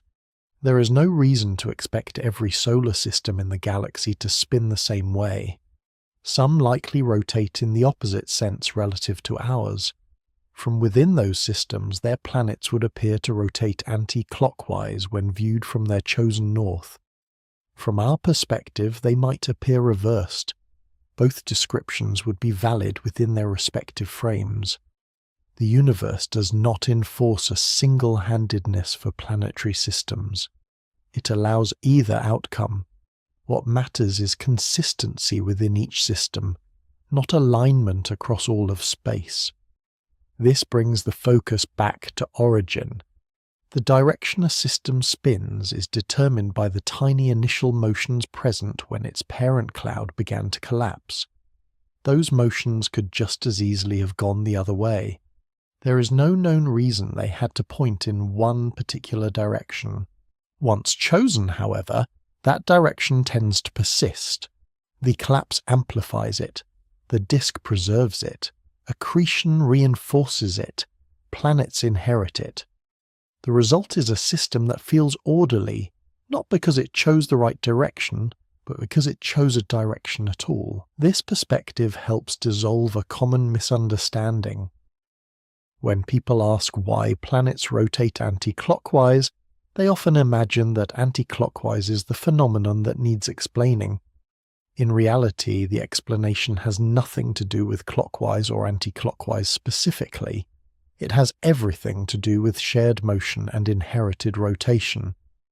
The meaningful question is not why that direction, but why the same direction? Why do planets agree with one another? Why does that agreement survive chaos, impacts, and time? Why is the pattern so persistent? Once framed this way, the answer becomes much clearer. The solar system is coherent because it formed together. Its planets share a common history. Their motion reflects that history more than any abstract notion of direction. This is also why exceptions are so informative. When a planet deviates from the shared pattern, it does not suggest that left and right suddenly matter. It points instead to a unique history layered on top of the same origin. The language of direction helps describe the deviation, but the cause lies in events, not labels. Even Venus, with its reversed rotation, does not care about clockwise or anti-clockwise. Its motion reflects interactions with tides, impacts, and atmosphere. The words are simply a way to describe the outcome. There is something quietly freeing in this realization. It means the universe is not biased toward one direction. It is indifferent. Order emerges not because of preference, but because of process. Systems that begin with a shared motion tend to keep it. Left and right, clockwise and anti-clockwise, are tools for human understanding. They help turn motion into language, but they are not part of the underlying machinery. What truly matters is agreement. Planets formed together tend to move together. They spin in harmony not because the universe insists on a particular direction, but because history nudges them into alignment and then refuses to let go. When the labels fall away, what remains is a simple and powerful idea. Motion remembers where it came from, and in the vastness of space, that memory matters far more than the words used to describe it. Rotation does far more than decide which way a planet turns. It shapes the lived experience of that world, setting the rhythm of light and darkness, steering winds and oceans, and quietly influencing how stable or extreme a planet becomes over time. The most immediate effect of rotation is the cycle of day and night. As a planet spins, different parts of its surface take turns facing its star. When a region turns toward the light, it warms. When it turns away, it cools. This simple alternation creates the basic pulse of a planet's environment. On Earth, this rhythm feels so familiar that it is easy to feel it is inevitable. But across the solar system, rotation rates vary enormously, and so do their consequences. Some planets spin quickly, producing short days and rapid temperature changes. Jupiter completes rotation in less than half an Earth day, causing its atmosphere to whip around the planet at tremendous speeds. Other worlds rotate very slowly. Venus takes longer to turn once than it does to orbit the Sun, creating days and nights that stretch for months. On such a world, the Sun lingers overhead for an extraordinarily long time, allowing heat to build and linger in ways that would feel alien on Earth. These differences matter because rotation controls how energy is distributed. A fast-rotating planet spreads heat more evenly. Day and night alternate quickly, preventing extreme temperature differences between the sunlit and dark sides. A slow-rotating planet allows heat to accumulate on one side while the other cools deeply, increasing contrasts and stressing the atmosphere. Rotation also plays a central role in shaping weather. As air or gas moves across a rotating planet, it does not travel in straight lines relative to the surface. Instead, rotation causes moving air to curve, creating large-scale circulation patterns. These deflections organize winds into bands, storms, and long-lived systems that define a planet's climate. On Earth, this effect contributes to trade winds, jet streams, and the general circulation of the atmosphere. On Jupiter and Saturn, where rotation is rapid and atmospheres are deep, it produces striking bands of clouds that wrap around the planet and massive storms that can last for centuries. Without rotation, weather would look very different. Air heated by a star would rise and flow directly toward cooler regions, then sink and return, creating simple circulation patterns. Rotation complicates this flow, breaking it into smaller cells and adding structure. The result is weather that is dynamic rather than uniform. Rotation also affects oceans where they exist. On Earth, The spinning planet influences how currents move across the surface, helping distribute heat from the equator toward the poles. These currents moderate climate, making some regions warmer and others cooler than they would otherwise be. Without Earth's rotation, ocean circulation would be simpler and less effective at balancing temperatures. Spin even affect how storms behave. On a rotating planet, storms tend to organize and persist, drawing energy from temperature differences and angular motion. Hurricanes on Earth, for example, rely on rotation to maintain their structure. On a non-rotating world, such organized storms would struggle to form. Beyond weather, rotation contributes to a planet's overall shape and stability. Rapidly rotating planets tend to bulge slightly at their equators. This flattening is subtle for rocky worlds like Earth, but dramatic for gas giants like Saturn, whose equatorial diameter is noticeably larger than its polar diameter. This shape is a direct consequence of rotation, reflecting the balance between gravity pulling inward and motion pushing outward. Rotation also helps stabilize a planet's orientation. A spinning object resists changes to its axis, a property that helps keep a planet's tilt relatively steady over long periods. This stability matters for climate. A wildly changing axis would produce erratic seasons, making long-term environmental patterns difficult to sustain. While axial tilt can change slowly over time, rotation helps prevent sudden, chaotic shifts. Even a planet's internal structure can be influenced by spin. Rotation affects how material moves inside a planet, shaping patterns of convection in mantles and cores. These motions are tied to magnetic fields, which themselves play a role in shielding atmospheres from stellar winds. While many factors influence magnetic field generation, rotation is an important ingredient. In this way, spin contributes to a planet's ability to retain an atmosphere. A stable magnetic field can protect a planet's surface from energetic particles streaming from its star. Without such protection, atmospheres can be stripped away over time, as appears to have happened on Mars. While rotation alone does not guarantee a magnetic field, slow or chaotic rotation can make field generation more difficult. Rotation also interacts with a planet's distance from its star. Worlds close to their stars can become tidally locked, meaning they rotate once for each orbit, always showing the same face to the star. In these cases, day and night cease to alternate globally. One side remains in perpetual daylight, the other in constant darkness. This arrangement profoundly affects climate and habitability, concentrating heat on one hemisphere and challenging the atmosphere to redistribute it. Even here, rotation still matters. A tidally locked planet still rotates relative to its own axis, just very slowly. The way its atmosphere responds depends on how efficiently heat can be moved from the day side to the night side. Some models suggest that with the right atmospheric conditions, such planets can still maintain stable climates, though very different from Earth's. What becomes clear is that rotation is not a cosmetic feature. It shapes how a planet breathes, how it circulates energy, how it responds to its star, and how stable it remains over time. It influences nearly every surface condition, from temperature patterns to storm behavior.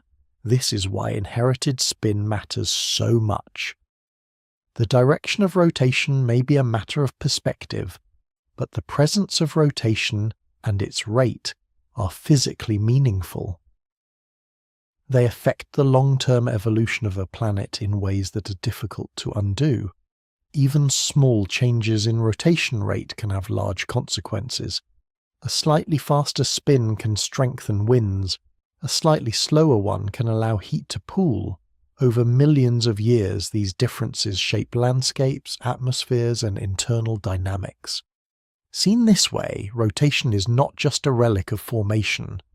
It is an active participant in a planet's ongoing story. The spin inherited from the disk sets initial conditions, but the planet continues to live with the consequences of that motion long after formation ends. The solar system's shared rotation direction therefore carries more weight than it first appears. It means that planets did not just form together, they developed within similar dynamical environments. Their early spins placed them on comparable footing, even as later events drove them apart in detail. Some planets became stormy giants, others cooled into rocky worlds, some lost atmospheres, others retained thick envelopes of gas. But all of them began with rotation, and that rotation helped shape the paths they followed. In this sense, spin is not merely about which way a planet turns, it is about how a world lives. Rotation sets the tempo of a planet's days, the choreography of its winds, and the stability of its climate. It connects deep interior processes to surface conditions and links formation history to present behavior. Once motion is inherited, it continues to matter. Long after the disk has vanished, long after impacts have faded, and long after surfaces have changed, rotation remains, quietly influencing everything that unfolds on a spinning world. For a long time, the solar system was the only example available. Everything known about planetary formation, rotation, and structure had to be inferred from a single system, observed from the inside. That made it tempting to wonder whether the patterns seen here were special, perhaps the result of unusual circumstances rather than universal processes. That question began to change once other stars came into view. As telescopes improved, astronomers started to look not just at stars themselves, but at the material surrounding them. What they found was strikingly familiar. Young stars, especially those still forming, were often wrapped in broad, flattened disks of gas and dust. These disks glowed faintly, warmed by starlight, their shapes revealed by subtle shadows and gentle spirals. These were protoplanetary disks. They are the birthplaces of planets, and they appear throughout the galaxy. Wherever stars are forming, disks tend to form as well. They are not rare, fragile structures. They are common, persistent, and remarkably consistent in shape. The resemblance to the early solar system is hard to miss. These disks are flat. They rotate as they surround a central star. They look exactly like what theory predicted long before they could be observed directly. The reason is simple. The same physics applies everywhere. When a cloud of gas collapses under gravity, any small amount of initial motion is amplified. Rotation increases as the cloud shrinks. Material that cannot fall straight inward spreads into orbit. Collisions damp vertical motion, flattening the structure into a disk. None of this depends on location, composition, or cosmic era. It is a natural outcome of gravity and motion working together. Because of this, astronomers do not expect planetary systems to form in wildly different ways from one another. Details vary, but the broad structure remains the same. A rotating cloud leads to a rotating disk. A rotating disk leads to planets that share a plane and a direction of motion. Observations support this expectation. Many protoplanetary disks show signs of gaps and rings, features thought to be carved by forming planets. These planets, still embedded in their birth environments, are already shaping the disk around them. The entire system rotates together, with material flowing along curved paths defined by the disk's motion.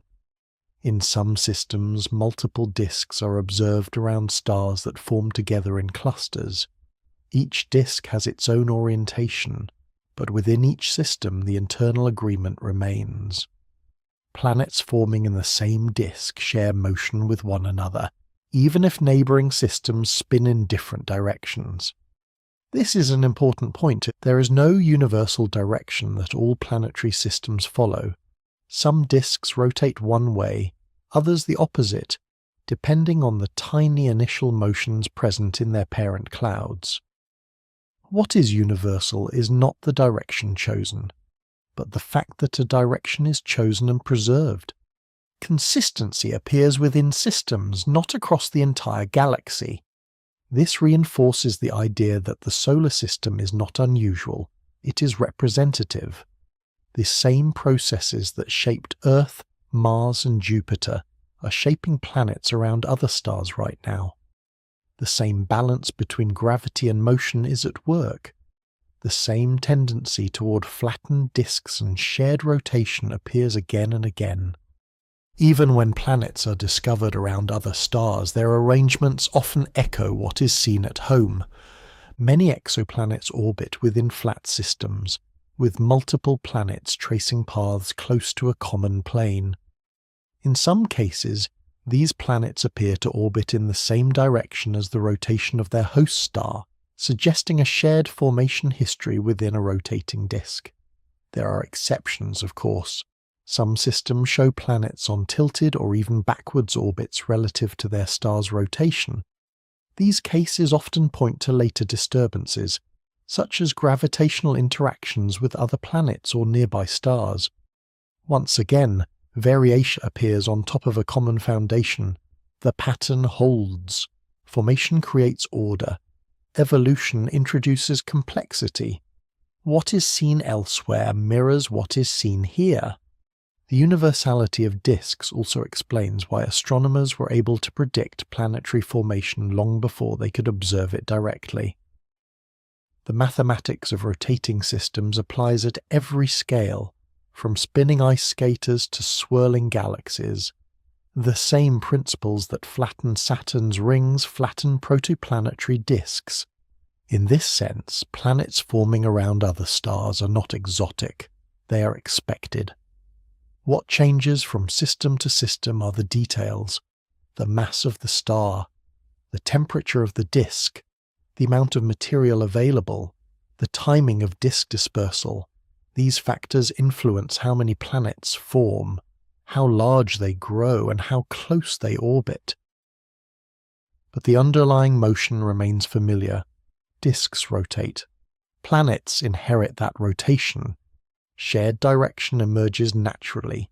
This universality has an important implication for the question of planetary spin. If the solar system's shared rotation were a fluke, it would stand out as unusual when compared to other systems. Instead, it fits neatly into a much larger pattern. Everywhere astronomers look, they see the same ingredients arranged in the same basic way. The universe does not need to invent a new method each time a star forms. It reuses what works. This repetition also helps explain why the idea of planets rotating in the same direction should not feel surprising once understood. It is not a coincidence layered on top of chaos. It is a predictable outcome of how matter behaves when allowed to collapse and rotate. The fact that this outcome appears again and again strengthens confidence in the explanation. It is not built to explain one system after the fact. It predicts behavior that is observed elsewhere. There is something quietly comforting in this consistency. It suggests that the solar system is not an isolated accident, but part of a much broader family of systems shaped by the same gentle rules. The night sky is full of stars that likely host planets turning together, sharing inherited motion, following the same basic script. Even though each system tells its own story, the opening chapter is remarkably similar. A cloud drifts, gravity gathers it, rotation emerges, a disk forms. From that point onward, shared motion becomes the default rather than the exception. This does not diminish the uniqueness of individual worlds. It places that uniqueness within a stable framework. Differences arise not because the rules change, but because the timing and interactions differ. The solar system's behavior, then, is not a curiosity to be explained away. It is an example of something much larger. Other stars forming elsewhere in the galaxy follow the same behavior because they are built from the same ingredients and governed by the same principles. The universality of disks and shared rotation is not imposed by design. It is a natural outcome of physics that operates everywhere. Once this is seen, the question of why planets rotate the same way begins to feel less mysterious. It is what rotating systems do, here, elsewhere. Everywhere stars and planets are born. Rotation does not stop at the scale of planets and stars. It extends outward, shaping structures far larger than any solar system. Galaxies spin too. At first glance, galaxies appear almost static. Their stars are so distant, their sizes so immense that motion is difficult to perceive. But over time, careful observation reveals a slow, steady rotation. Stars orbit galactic centers. Gas clouds follow curved paths.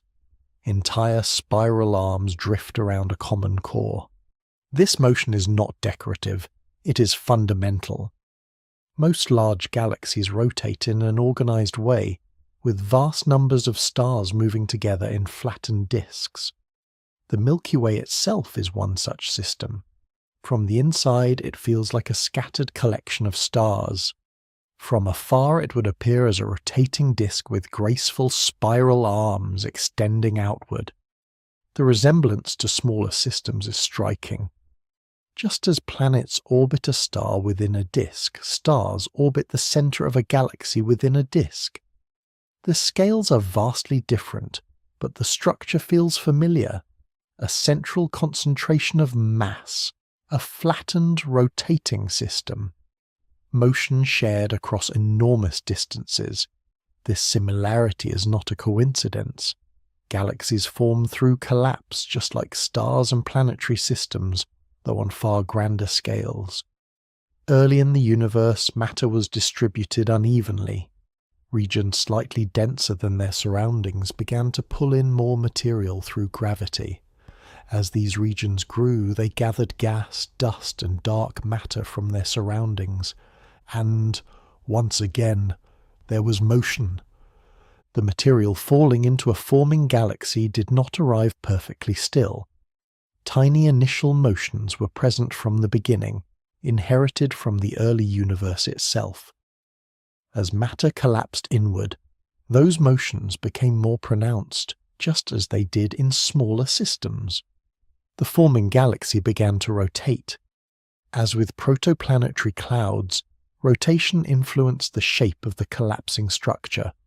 Material that could not fall straight inward spread into orbit. Interactions damped motion perpendicular to the main plane. Over time, the galaxy flattened into a disk, with most of its stars and gas confined to a relatively thin region compared to its overall size. This process mirrors what happens during star and planet formation, but the timescales are far longer and the distances far greater. A galaxy can take billions of years to settle into its structure. Stars orbit slowly, completing a single circuit around the galactic center over hundreds of millions of years. Yet the underlying physics remains the same. Gravity pulls inward. Motion resists collapse. Rotation emerges and persists. It is important to keep these comparisons grounded. A galaxy is not simply a scaled-up solar system. The forces involved are more complex. Interactions between stars are rare. Dark matter plays a major role in shaping motion. Galaxies can merge, collide, and distort one another in dramatic ways. But despite these differences, the presence of rotation and flattened structure points to a shared logic. Rotation is a natural response to collapse. This becomes especially clear when looking at different types of galaxies. Spiral galaxies like the Milky Way show clear rotational organization. Their disks rotate smoothly, with stars moving in coordinated paths. Elliptical galaxies, by contrast, tend to be less flattened and show more random stellar motions. These galaxies often form through violent mergers that disrupt ordered rotation, scattering stars into more chaotic orbits. Even here the pattern holds. Where collapse happens gently, rotation organizes structure. Where collapse is violent, rotation is disrupted. The difference lies not in the rules but in the history. In many spiral galaxies, rotation dominates. Gas clouds orbit the center, gradually forming new stars within the disk. These stars inherit the motion of the gas from which they form, continuing the cycle. Rotation becomes self-reinforcing, shaping the galaxy's long-term evolution. This is another echo of what happens in planetary systems. Planets inherit motion from disks. Stars inherit motion from galactic disks. At each level, the same principle applies. Matter collapses. Rotation emerges. Structure follows. Galactic rotation also helps explain why galaxies look the way they do. Spiral arms are not rigid structures, but regions where stars and gas bunch up temporarily as they orbit. The rotation of the disk creates patterns that appear long-lived, even though individual stars move through them. This behavior depends on shared motion across enormous scales. Without rotation, such structures would not exist. Rotation also influences how galaxies evolve over time. It helps stabilize disks against collapse. It regulates how gas flows inward toward the center. It shapes where stars form and how material is redistributed. In this way, spin acts as an organizing influence, preventing everything from simply falling straight inward. This stabilizing role is familiar. Planets resist collapse because of rotation. Disks persist because of rotation. Galaxies avoid becoming dense, featureless blobs because rotation spreads matter outward. At every scale, spin buys time. There is also a deeper connection here. The angular momentum seen in galaxies ultimately traces back to the earliest moments of the universe. Tiny irregularities in the distribution of matter, combined with gravitational interactions, seeded motion that would later be amplified through collapse. The rotation of galaxies is, in a sense, a memory carried forward from the universe's youth. This mirrors the story told by planets. Planetary rotation preserves information about the early solar system. Galactic rotation preserves information about early cosmic structure. In both cases, motion acts as a record, storing history in its direction and distribution. The fact that rotation appears across so many scales suggests that it is not an optional feature of structure formation. It is a default outcome. This does not mean that everything spins the same way. Different galaxies rotate in different directions. There is no universal alignment across the cosmos. Just as planetary systems choose a direction based on their initial conditions, galaxies do the same. What matters is internal agreement. Within a galaxy, stars share a common rotational sense. Within a planetary system, planets do the same. These agreements arise not from preference, but from shared origin and conservation of motion. Seeing this pattern repeat helps place the solar system in context. Planets rotating together are not unusual. They are part of a broader trend in how matter organizes itself under gravity. The same behavior that flattens a protoplanetary disk flattens a galaxy. The same persistence of motion that keeps a planet spinning keeps stars orbiting galactic centers. The universe is not built from separate rules at different scales. It uses the same principles again and again, allowing complexity to grow while keeping behavior understandable.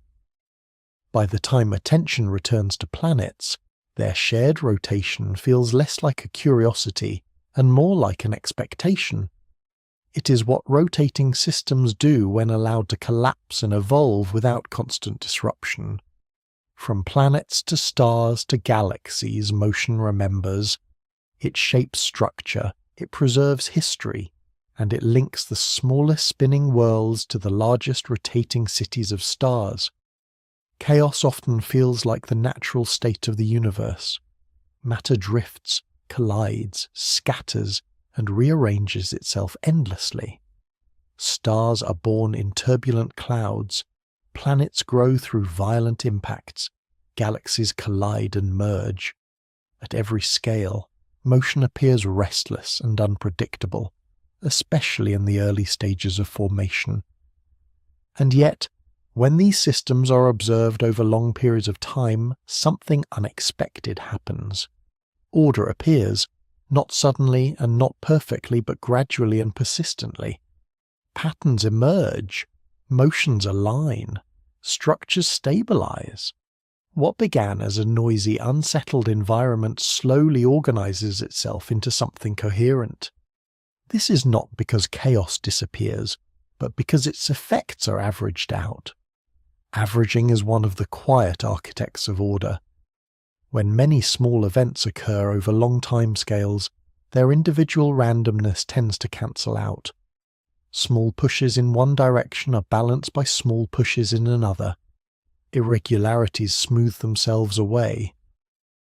What remains is the dominant, persistent motion that was present from the beginning. In rotating systems, this effect is especially powerful. Early in the life of a planetary system, countless particles move in slightly different ways. Some collide, some drift, some scatter outward. But because the system already has a shared sense of rotation, contributions aligned with that rotation tend to reinforce one another. Contributions that oppose it tend to cancel out over time. The result is not perfection, but stability. This is why shared motion persists even in the presence of chaos. Collisions do not happen in isolation. They happen within a context. That context includes the overall rotation of the system, the dominant plane of motion, and the accumulated history of spin. Individual events add noise, but the background signal remains strong. Over time, the signal wins. This is not unique to planetary systems. In galaxies, stars move on complex paths influenced by gravity, encounters, and internal dynamics. Yet despite this complexity, galaxies often maintain coherent rotation for billions of years. The details change, but the overall motion remains. The same is true in weather systems. Air molecules move chaotically, colliding constantly. But on a rotating planet, large-scale wind patterns emerge. Jet streams persist. Trade winds repeat. The chaos of individual particles averages into organized flow. Order emerges not because chaos stops, but because it is constrained. Constraints matter. Gravity provides a central pull. Rotation provides a directional bias. Conservation of motion limits how easily established patterns can be erased. Together, these constraints shape what chaos can and cannot do. Chaos is free to act, but not free to dominate. In the early solar system, this balance played out over millions of years. Impacts reshaped planets. Orbits shifted. Material was exchanged and redistributed. But each event took place within a system that already had a preferred plane and a shared direction of motion. That shared motion acted like a memory. It did not dictate every outcome, but it influenced them. It made some configurations more likely than others. Over time, this influence accumulated, nudging the system toward coherence rather than dispersion. This is why order feels inevitable in hindsight. Once the dominant patterns are established, they become self-reinforcing. Objects moving with the prevailing flow experience fewer disruptive interactions. Objects moving against it tend to collide more often, losing energy and being drawn back into alignment. Stability becomes easier to maintain than instability. This does not mean that systems become static. Planets continue to evolve. Axes tilt slowly. Orbits shift gradually. Moons migrate. galaxies warp and ripple. But these changes unfold within a stable framework, guided by the same underlying principles that created the structure in the first place. There is also an important role played by time. Given enough time, unstable configurations tend to disappear. Orbits that cross too often lead to collisions. Motions that are wildly misaligned tend to be damped. What survives is not what was most dramatic, but what was most stable. This filtering effect quietly shapes systems.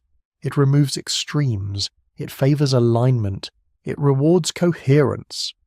What remains looks orderly, not because chaos never occurred, but because chaos was allowed to play itself out.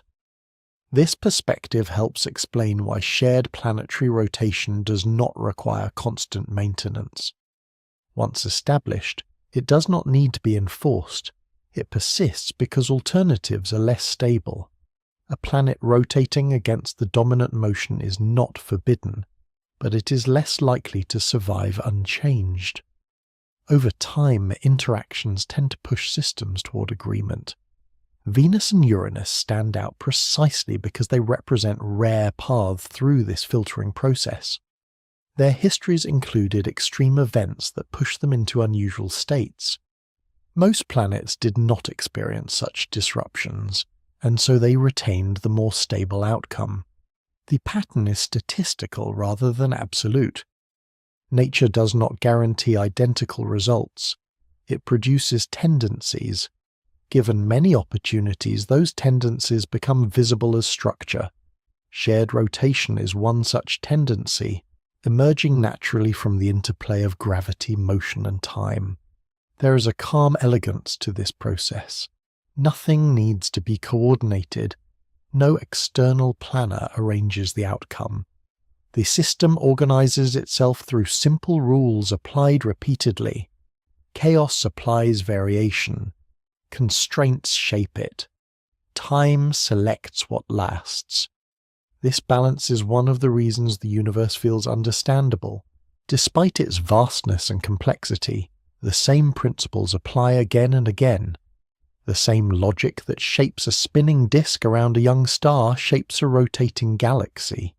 The same averaging that smooths planetary motion smooths stellar orbits. Order emerges because it is easier to maintain than disorder. This does not make the universe rigid or dull. It makes it expressive. Variation still exists. Individual histories still matter. But they unfold within a landscape shaped by stability. From this viewpoint, shared planetary rotation feels less like a mystery and more like a natural outcome. Planets rotate together because they formed together. They keep rotating together because doing so is stable. They only diverge when something extraordinary intervenes. The pattern does not require perfection. It only requires persistence. When chaos is allowed to act within boundaries, it becomes creative rather than destructive. It explores possibilities, tests limits, and then settles into forms that can endure. That is how order emerges, not by eliminating chaos, but by letting it average out, soften, and gradually give way to patterns that last. By the time attention returns to the planets themselves, rotation no longer feels like a detail. It feels like a record. Every spinning world carries with it a quiet history, written not in rock layers or craters alone, but in motion. The way a planet turns, how fast it spins, and how its axis is oriented, all preserve information about where it came from and what it experienced along the way. Rotation is memory made physical. Long before planets existed, before the sun ignited, before orbits settled into place, there was already motion. A drifting cloud of gas carried a faint, uneven swirl. That swirl was small, almost insignificant at first, but it mattered. As gravity gathered the cloud inward, that early motion was amplified, not erased. Collapse made it clearer. Rotation made it persistent. From that moment on, the system began remembering. The disk that formed around the young sun did not choose a direction with intent. It simply inherited one. That direction shaped how material moved, how collisions unfolded, and how growing worlds gathered mass. Each planet formed within that moving environment, collecting not just matter, but momentum. Spin accumulated quietly, grain by grain, impact by impact. By the time the planets emerged as distinct worlds, their rotations were already telling a story. They told of a shared origin. They told of a common disk. They told of motion preserved rather than invented. Even when later events complicated that story, the early chapters were not erased. Impacts reshaped surfaces. Tides slowed rotations. Axes tilted. Atmospheres grew thick or thinned away. Moons formed, migrated, and locked into place. Through all of this, rotation adapted, but it did not forget. Venus tells a story of extremes. Uranus tells a story of disruption. Mercury tells a story of slowing and resonance. Each planet's spin records not just how it formed, but what happened afterward. The differences are not contradictions, they are annotations. What makes this record so powerful is that it does not need interpretation to exist. Rotation persists whether it is studied or not. Long after the disk vanished, long after the chaos of formation subsided, the planets continued turning. Their motion carried information forward through billions of years.